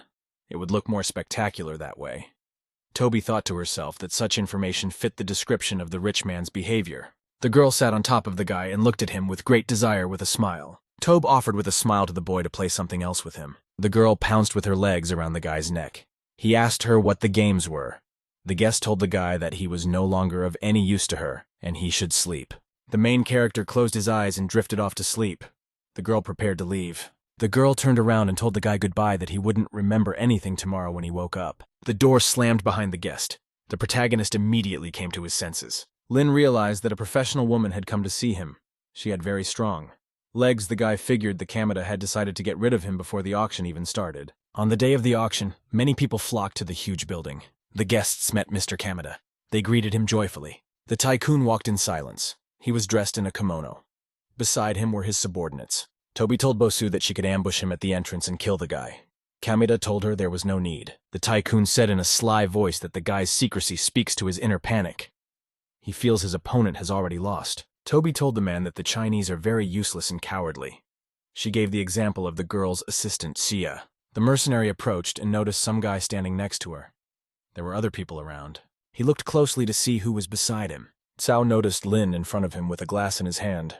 He was very much startled. The man pointed his finger at the protagonist and said that he had already come. Toby couldn't believe that she was seeing a Chinese rich man in front of her. The protagonist looked at his interlocutors. He said, with a cameo standing in the center in front of him. Toby realized that the truth serum hadn't worked. She figured the guy had guessed her identity beforehand. The tycoon looked angrily at the girl. He realized she had let him down. Cao accused the guy of acting rude in front of Chairman Kameda. Lin told the tycoon that the guy could go first in front of him. The Kameda looked at the main character and said that he hoped he wouldn't disappoint him. The protagonist promised in return to the Japanese that he would surprise him. The hostess behind the podium told the guests that she wanted to make a short introduction before the auction. This auction is the largest charity auction in Japan. The girl said that 90% of the proceeds of the auction would go to the United Nations Foundation. The presenter said that wealthy families and billionaires from around the world should be introduced and thanked. The girl pointed to the chairman of the company, Kamed Tycoon Kenjin. The charity auction also featured Andy John of the Camp John family. Louisiana from France and Guest Babak from the Middle East were also in the bidding. The main character was sitting on a chair. The host said that Mr. Lin from China was participating. The guests around them were talking. They had never heard of Lin. The guest said that before them was another rich man who had come to see something new. The protagonist got up from his seat and headed for the podium. He decided to make a speech. Lin extended his hand toward the microphone to say something important to the guests. The protagonist gave his name and said that China is famous for Oriental etiquette. To establish friendly relations, he would like to make a statement. The girlfriend listened excitedly to the protagonist. Lin said that he would definitely buy everything he sees from the Chinese artifacts. He wants to bring back to his homeland the last item from the Chinese collection. Toby listened intently to the guy. Lin said he would double any amount at the auction and donate it to charities. The guy told the contestants to pay close attention to the cameo. The guests got angry. One of them said the guy is a brash Chinese boy. The participant said Lin promised that he would spend even more money in donations. Kamada said angrily that there was nothing to fear as the contestant was only bluffing. An aide told the chairman that they had done an audit. $80 billion of cameo should be enough to fully control the situation. The aide said the auction is part of the tycoon's plan to realize the Great East Asian Heritage Project. After the auction, the newspapers will write about the gentleman and his project. As a result, the company's shares will rise in value. Kameda said cheerfully that he would run over a small ant on his way. He visualized the protagonist in front of him. The host announced to the guests an artifact in the form of an incense burner from the Jianghu era. The starting price is $8 million. The cameo representative picked up the number and said he was betting $30 million. The host asked, "Is there another bet?" The tycoon looked around carefully. He noticed he had no competition. The main character looked in a catalog and saw a low-hand sculpture. It was transported from Japan to China during the Heian era and really doesn't belong to Chinese culture. Saya looked at her friend and said that in ancient times many countries exported various goods. The girl told the boyfriend that his knowledge of artifacts is much better than hers, but she still tries to explain it to him. Lin explained to the girlfriend that he likes it when she talks about cultural values. The girlfriend replied to the protagonist that she felt the same way. Her level of fascination increased dramatically. The guests turned and looked at the people beside them in surprise. The tycoon said that Chinese antiques would be next. He didn't understand how the protagonist wanted to avoid his attack. The presenter reported that a Chinese saucer with a picture of a peacock was up for auction for $10 million. The protagonist raised his plaque. Everyone around him looked at him intently. The guests were watching the lineman. They were waiting to see what he'd bid. The protagonist said in a confident voice that he was offering $300 million for the artifact. People were amazed. They couldn't believe the guy immediately raised the price many times over. The tycoon said that the main character shows insecurity. The guy asked the tycoon if he wanted to make a bet. Kamita explained that the dish was worth $180 million at most. The protagonist would simply lose the money. The host announced that the dish had sold for $300 million and banged the gavel. The protagonist took his girlfriend's hands in his and told her that this peacock dish he bought for her. The guests were chatting around. The woman said that the guy had made a generous gesture as he had given an expensive antique to the girl. Sia told the protagonist that the artifact had been formally bought for their museum. The girl smiled at the protagonist and said she liked everything. The bidders weren't happy. They didn't like the romance of the auction. The presenter said the bidders are offered an 8-foot jade amulet from the Chuanda era. The starting bid for the lot is $8 million. The Kamita raised his hand and said he was willing to pay $20 million for the item. Lin immediately raised the bid on the lot to $500 million. Cao recalled that the protagonist said he would only buy Chinese artifacts. The guy explained that the protagonist was trying to provoke the chairman. Kamita said his opponent used a cheap trick. He spends a lot of money just to piss him off. The hostess banged her gavel and said that the main character was getting an amulet. Lin pointed his hand to the side and said that he was donating this artifact for Saito Tobi-sama. The main character thanked the girl for the massage. She was very surprised. The tycoon was displeased because the girl gave the guy her top-secret real name. Toby replied that the protagonist used his special methods to reveal her identity. She promised to refuse the gift. Kameda sat with his back to the girl. He instructed her to be sure to accept the gift. Toby obediently replied to her master that she would do everything. At this time, her willpower had drastically decreased. The protagonist sat back and gazed happily at his infuriated opponent. The mercenary turned around and looked at the guy. He gave her something and the owner got it all wrong. Toby thought to herself that this wasn't the first time someone had given her a gift. Her magnification increased. The protagonist was surprised. He couldn't understand why the girl's affection had grown. The mercenary's degree of fascination decreased. She thought that Lin was a very nasty person. The protagonist looked at the mercenary. He noticed that her attraction had diminished again. Lin noticed the girl's degree of infatuation ebbing and flowing. He didn't understand what was going on. The protagonist said in a disgruntled voice that no one bids at the auction. He said that the following artifacts do not concern Chinese antiques. He is not interested in them. Kameda sitting in his seat, thinking angrily that the protagonist didn't have long to rejoice. The girl pointed her hand at a lacquer vase from the Liankong era.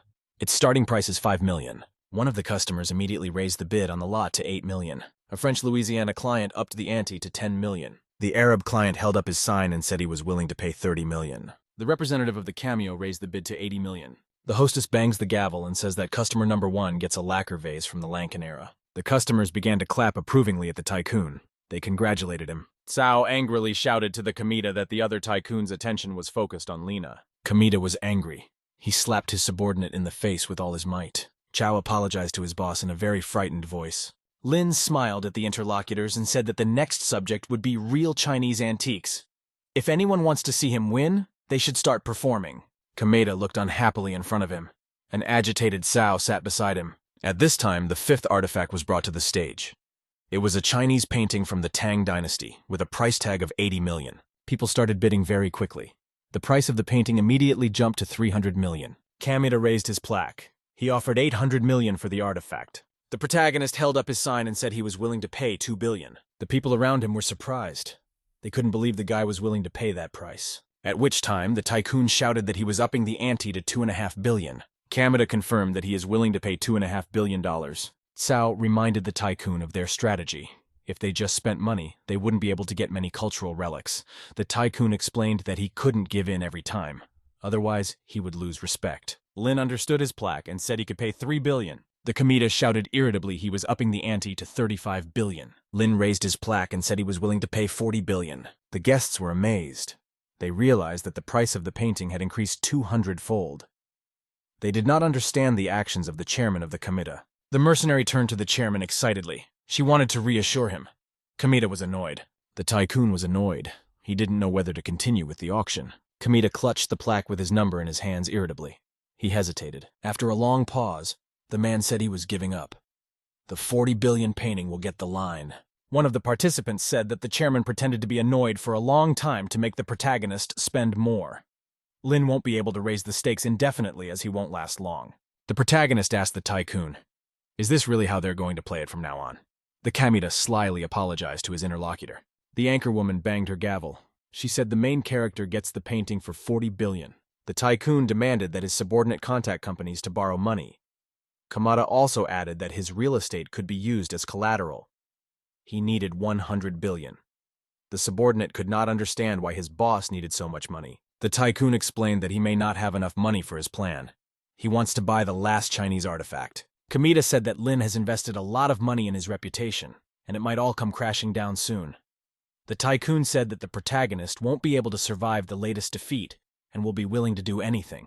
The man shouted that after he got the last artifact, he would have the ability to control the linha. Kamita told his subordinates that the main character is backed by Chinese patriot billionaires, so the guy's got a lot of money. The tycoon sternly told his interlocutors that he could not lose in this battle. Toby sat in the back and listened to everything carefully. The mercenary girl realized that the protagonist represented China. The guy looked careless and carefree to her. After that, the girl's degree of fascination increased. Toby told Strictly herself that the guy was an enemy of her master. The protagonist couldn't understand what kind of girl was sitting in front of him. Her attraction to him went up and down. A Sun Dynasty Buddha head from China was put up for sale for 100 million. The protagonist shouted that he was raising the bet to 500 million. Kamita bet $1 billion. The guests looked on in amazement at the battle between Man and Lin. The protagonist decided not to stop. He immediately raised the bet to 15 billion. The tycoon suddenly told his rival that he was giving up more. He didn't want to bet. A guest said that Mr. Kamita showed great foresight when he set the highest price and withdrew the lot from the auction. Another guy said that if the protagonist follows his rival, he will lose. The protagonist bought various Chinese relics. He spent a total of 68 billion on them. Kamita bought many artifacts of non-Chinese origin. He ended up with 128 billion. The presenter announced that a Chinese Guanyin statue from the Yuan period was up for auction. The workers took the sculpture out to the public. The starting bid was 400 million. Kamita shouted joyfully that on this last Chinese artifact, Lin would get his final blow. The tycoon imagined him swinging his sword at the guy. Bidding has begun on a glazed statue of the Goddess of Mercy from the Yuan era. It set the bid at 400 million. The main character held up a sign and said he would pay $1 billion. It was his last lot, and he decided to buy it quietly and go home. The Kamita picked up the plaque and said he would pay 15 billion. Lin looked at his opponent with excitement and great interest. The contestant said that the Kamita was finally acting in a serious way. The girl shouted that the chairman held on for a long time and kept the energy up. The guests watched the battle between the bidders with great excitement. Someone said that the Chinese young man was unlucky. The main character said that Kamita should stay calm. If Magnate loses now, it will be forever. Lin looked sternly at the Japanese and said that he would lose his status in the country. The protagonist raised his plaque and said he was willing to pay 30 billion. Kamita said menacingly to the protagonist that he has already spent 83 billion. He doesn't have enough money to overpower him. The tycoon raised his number and the bet increased to 40 billion. The protagonist looked at his opponent and said he could keep believing that. Lin told the angry opponent that they would continue their game. The protagonist raised the bid to 50 billion. His rival replied that he would pay 60 billion. Lin confidently understood the bet to 70 billion. Kamita replied that he was increasing the bet to 90 billion. The protagonist said he was willing to pay 120 billion. The tycoon raised the price to 160 billion. She said in a frightened voice to her friend that it was a lot of money. The employee told the boss that they only have 128 billion. The stake is very high. The boss replied that it is a matter of honor for him. He still has many estates and stocks. The spectators around were amazed at the high prices of the lot. Someone shouted that they were watching the Battle of the Gods. The host sternly asked if anyone wanted to bid over 160 billion. The cameo inquired angrily of the protagonist. Was the man frightened? The girl prepared to bang the hammer again. She said the sum of 160 billion for the second time. The subordinate asked the gentleman, "Does he really want to trade his entire estate for some artifact? If the Kamita buys such a relic, he will go bankrupt." The tycoon angrily explained that there was a group of rich men behind the protagonist. They would surely find a way to buy back the antiques. He would end up with even more profit. The subordinates were surprised. They realized that their boss had come up with an original plan. Toby said in a cautious voice that the protagonist wouldn't want the artifact. Kamita shouted to his subordinate not to even think about such a thing. He promised that the Lin would come and fall at his feet like a dog. The protagonist says he's giving up. He's letting his opponent take the relic. The presenter bangs her gavel and says that a cameo for 160 billion gets a Chinese goddess of mercy. The audience marveled. Someone shouted that it was a record in the auction world. Someone said that such a record would not be surpassed in the next 50 years. The subordinates around were shouting very happily to the tycoon that he had won. The guests around were very happy. Kamita was amazed because he won in the end. The tycoon, accompanied by his subordinates, headed towards the protagonist. Kamita reminded the protagonist that he had promised him that he would buy back all the Chinese relics. The tycoon wondered how the guy would explain to the Chinese businessman that he didn't get the most important statue of the goddess of mercy. Kamita told the protagonist that his patriotism was worthless. Lin sat silent. The tycoon made a small gesture. He called his subordinate over to him. Toby brought the small samurai sword in her hands silently up to her boss. The Kamita drew his sword from its sheath and said that the protagonist had failed big time. The Japanese threw the knife at the guy's feet. He said the guy should commit harakiri. The protagonist calmly reached down and took the blade for himself. The Japanese told his interlocutor that he dared not do the honorable thing. He added that he wanted to give the guy a chance. Kamita told the protagonist that he would sell him the Chinese relic for $199 billion. At this time, a servant brought the cart with the statue. The tycoon told the guy he could get what he wanted and he wouldn't die of shame. The protagonist calmly told his interlocutor that he was looking at his ugly face. Cao told the guy that he could pay exactly the amount specified and not a penny less. The protagonist calmly rose from his seat. He prepared to leave. Lin adjusted his clothes. The Japanese looked at him with great excitement. The protagonist told his interlocutor that he was a bastard and worthless. The protagonist repeated to his interlocutor that he was a bastard and worthless. Kamita couldn't understand what the protagonist meant. Lin confirmed that he wanted to buy back all the Chinese artifacts. Cao asked his interlocutor again. Did the latter decide to change his mind? The protagonist sat down near an expensive statue. He asked his interlocutors to ponder his words. He reminded them of an ancient exported Chinese artifact. Cao angrily shouted to the guy that he only wanted to return all the stolen antiques of China. Kamita got angry at his deputy. He gave him a very unhappy look. The Japanese swung around and slammed his hand into the man's face with all his might. Cao slumped to the floor after a strong and unexpected blow from his boss. The man was amazed at his boss's behavior. He called him fearfully by name. The Japanese told the protagonist that he wanted to return artifacts that the Japanese had stolen from China. Kamita said that the statue was an ancient Chinese commodity that was exported to Japan. As a result, the artifact is worthless to the guy. Lin explained that the statue has historical value.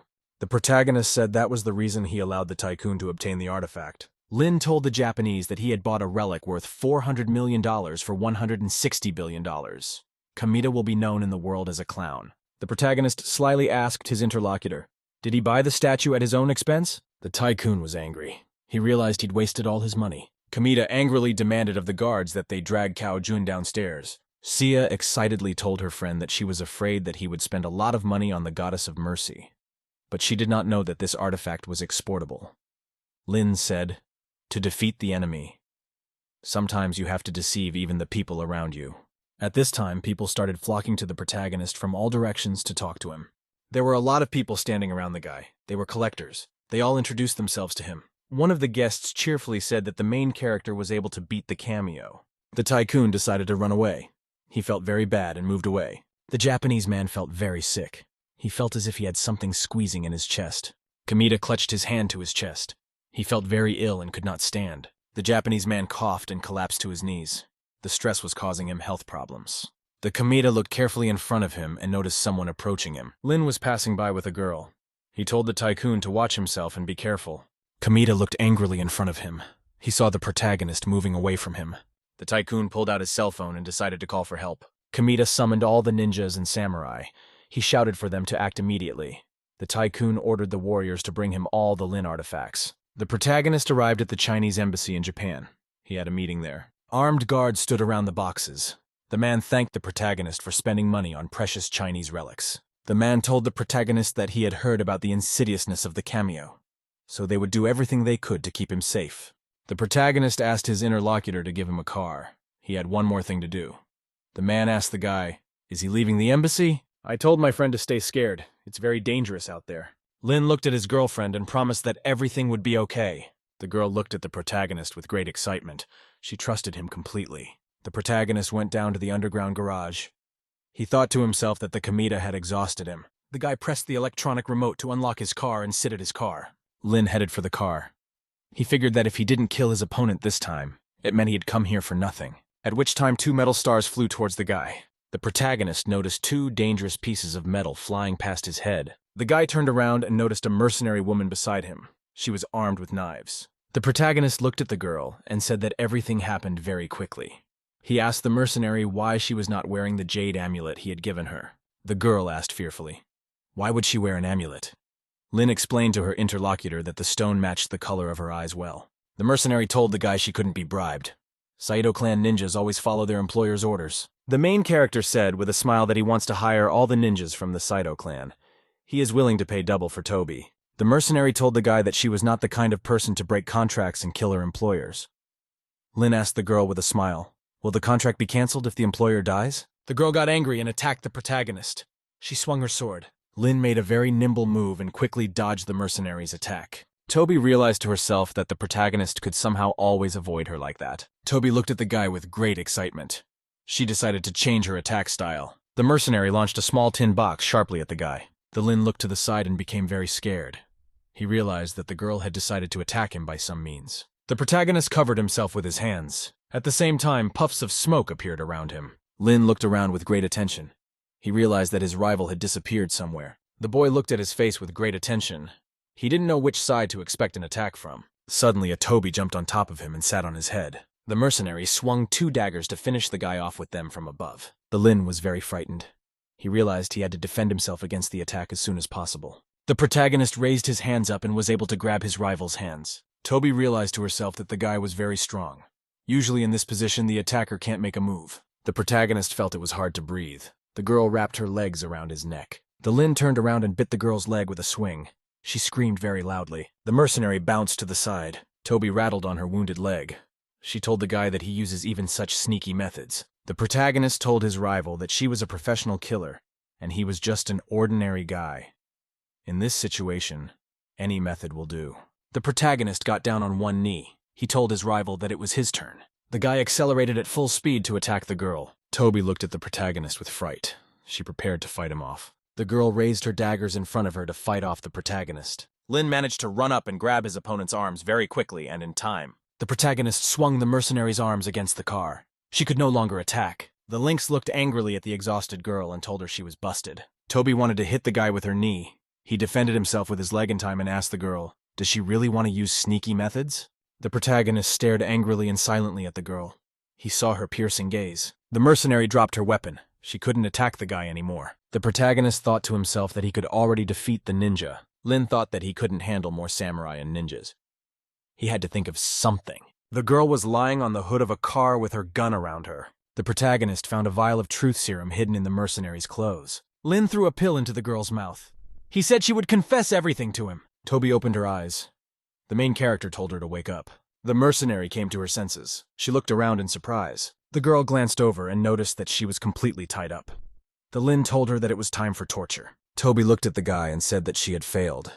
She threatened the protagonist that he wouldn't get away with it like that. Lin replied in a very calm voice to the girl that he agreed with her. The protagonist cut the ropes that bound the prisoner with a very quick stab. Lin told the interviewer that he didn't want to keep her tied up. He would take her gun away from her as he needed to deal with the Kamita. Toby asked with consternation at the guy, would he let her go and not ask her anything? The main character asked strictly to the girl, what should I do to get her to give up the pursuit? The guy realized that if the girl died, he wouldn't get the money. Toby looked at the protagonist with great excitement. She didn't understand his actions. The mercenary shamefully turned to the side. She didn't understand the guy's kindness. He even gave her a jade necklace. Toby's affection for the protagonist increased. The protagonist decided not to wait for the girl's answer. He got into the car and slammed the door. Toby asked the guy, is he really going to go look for the Kamadu alone?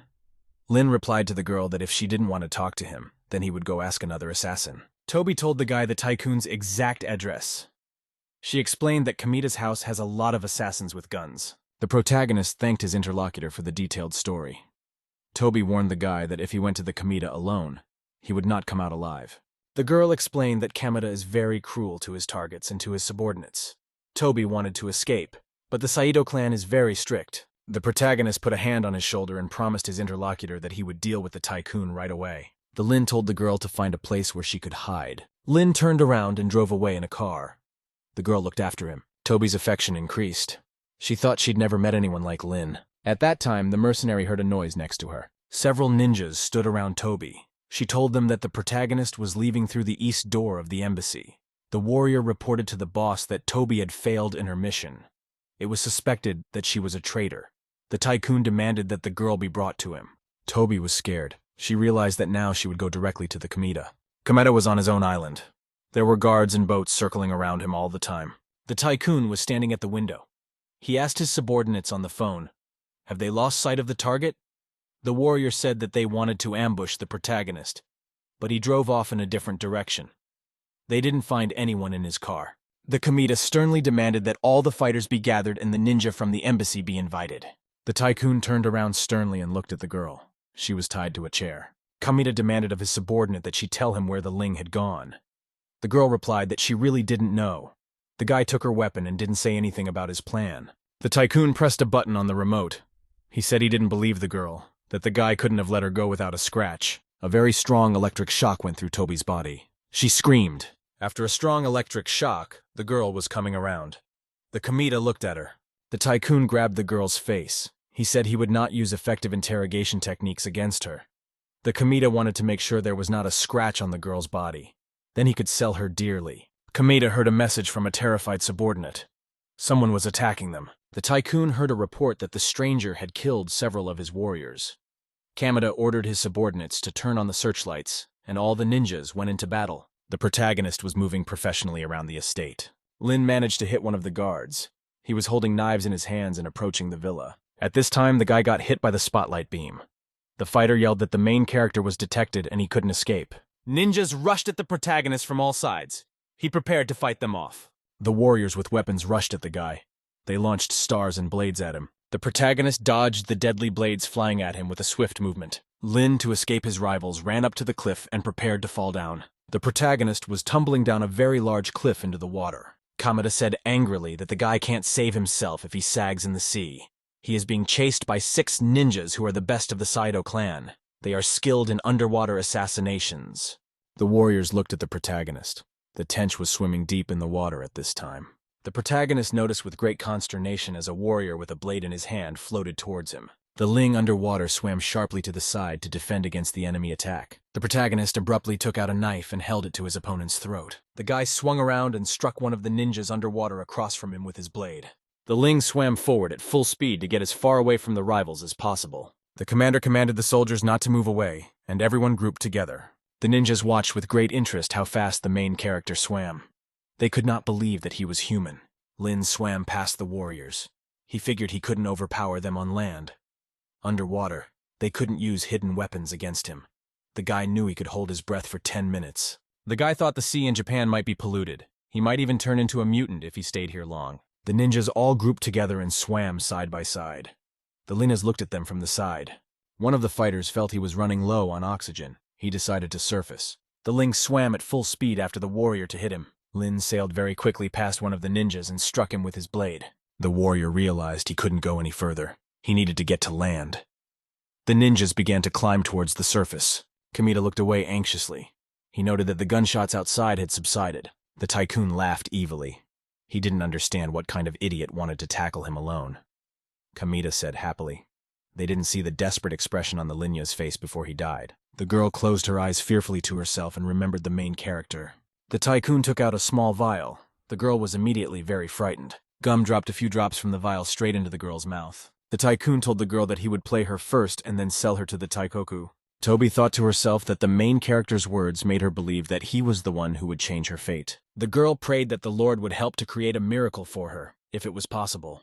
Kamita leaned over to the girl and told her that there were no gods in this world, but he could send her to heaven. A guy appeared from the side and shouted to the surprised tycoon that he could trample him. Lin stood on the windowsill. He looked anxiously at the bound girl. Toby excitedly called the protagonist by name. Her affection increased dramatically. The main character said with a smile that he was too late. The ninjas turned out to be very annoying for him. The boss asked his subordinates over the radio, how could this be possible? The protagonist launched a starburst into the tycoon's hand. He dropped his radio. Lin kicked the man in the leg. He said, his samurai still standing on the shore. The main character told the man to be quiet and not to interfere with him. Kamita shouted to the guy that he had to die. Lin at the same time cut the ropes on the girl's arms. He told the man that he was a very good swimmer. The protagonist handed the girl a knife and told her to take care of the cameo herself. Kamita plopped down on the floor and started apologizing to the girl. He wanted her to spare him. Toby opened the lid of the vial and poured its contents into her boss's mouth.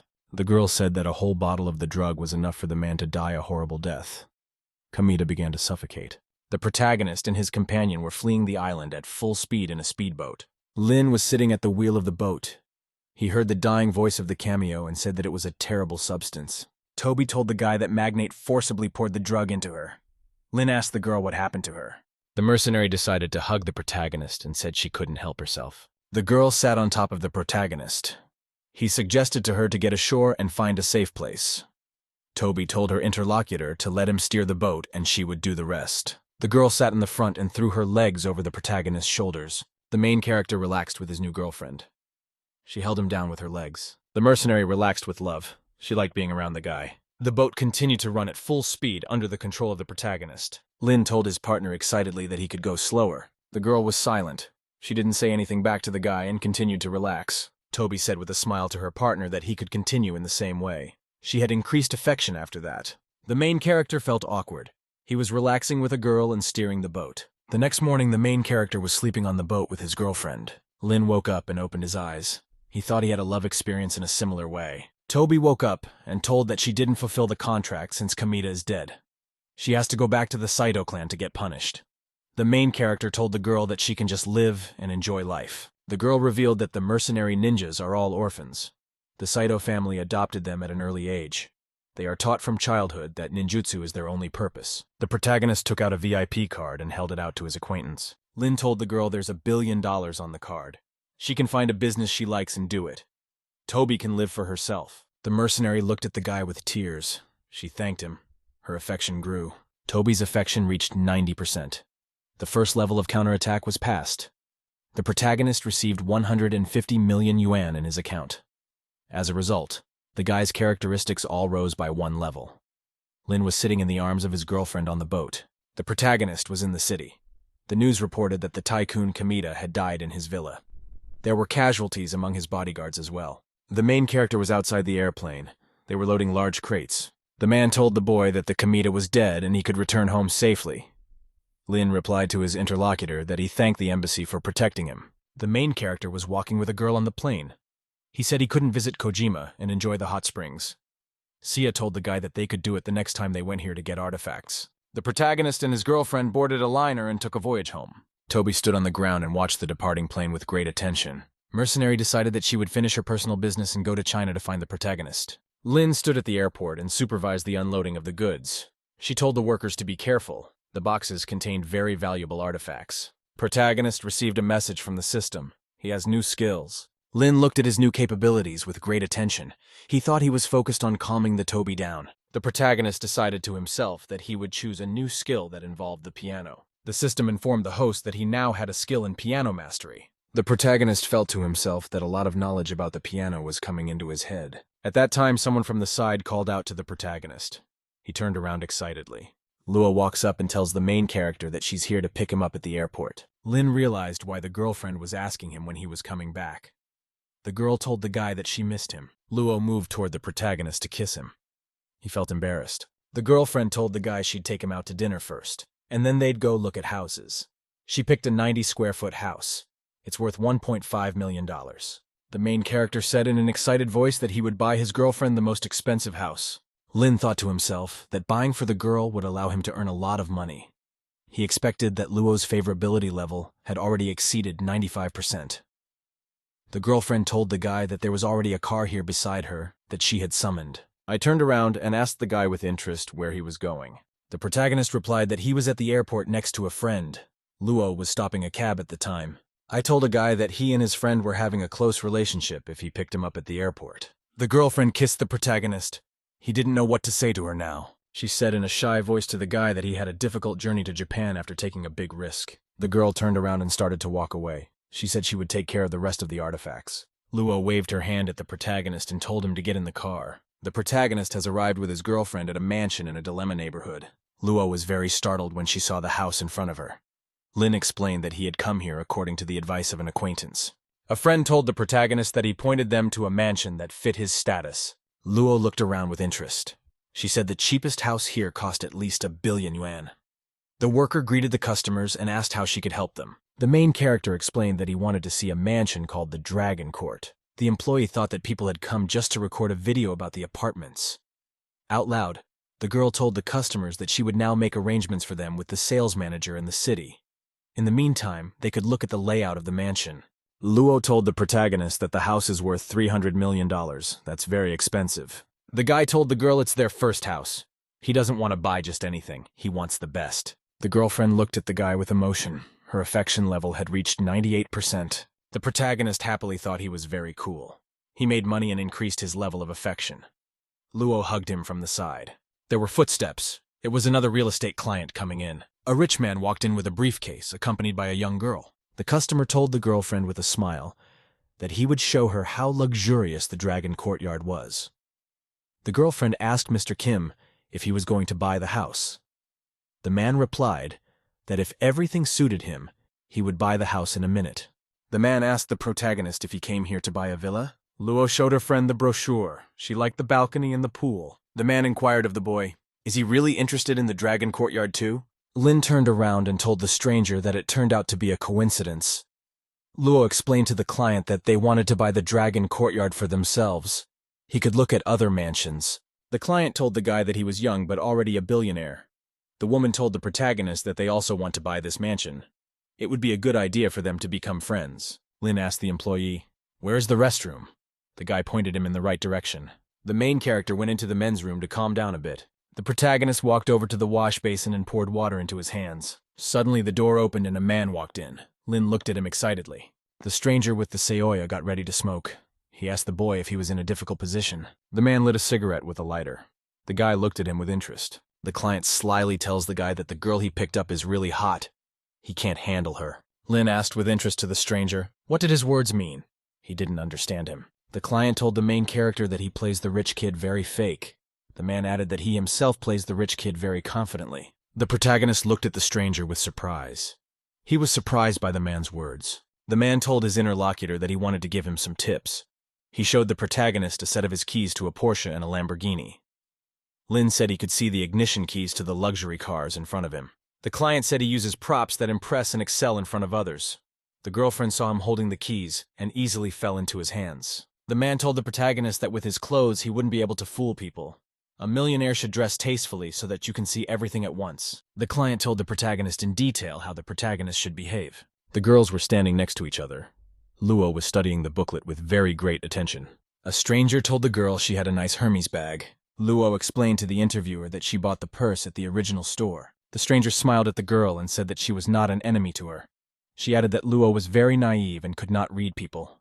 Luo couldn't understand what her interlocutor was talking about. The stranger said that the two of them were pretending to be celebrities to catch the tycoon. The stranger said that she met Kim. He bought her a bag for 120,000 yuan. The girl said that Luo, her boyfriend, was not rich at all, and he was cheating her. The stranger told the girl that she would help reveal Lin's true identity so that she could leave him. Luo excitedly replied to her interlocutor that Lin was a good guy. The door opened, and the protagonist returned with Kim. The stranger took the girl's hands and told her that she would help her join the city's celebrity group. There they organized joint shopping and other events. Luo told the protagonist that she was eager to buy their future home. Lin told the manager that he wanted to buy the dragon's yard. He needed to do the paperwork. The employee asked the customer, "Doesn't he want to see the estate first?" Kim looked at the guy silently and decided that he would help him out of his predicament. The girl looked at Luo and decided to help her expose her fake rich guy.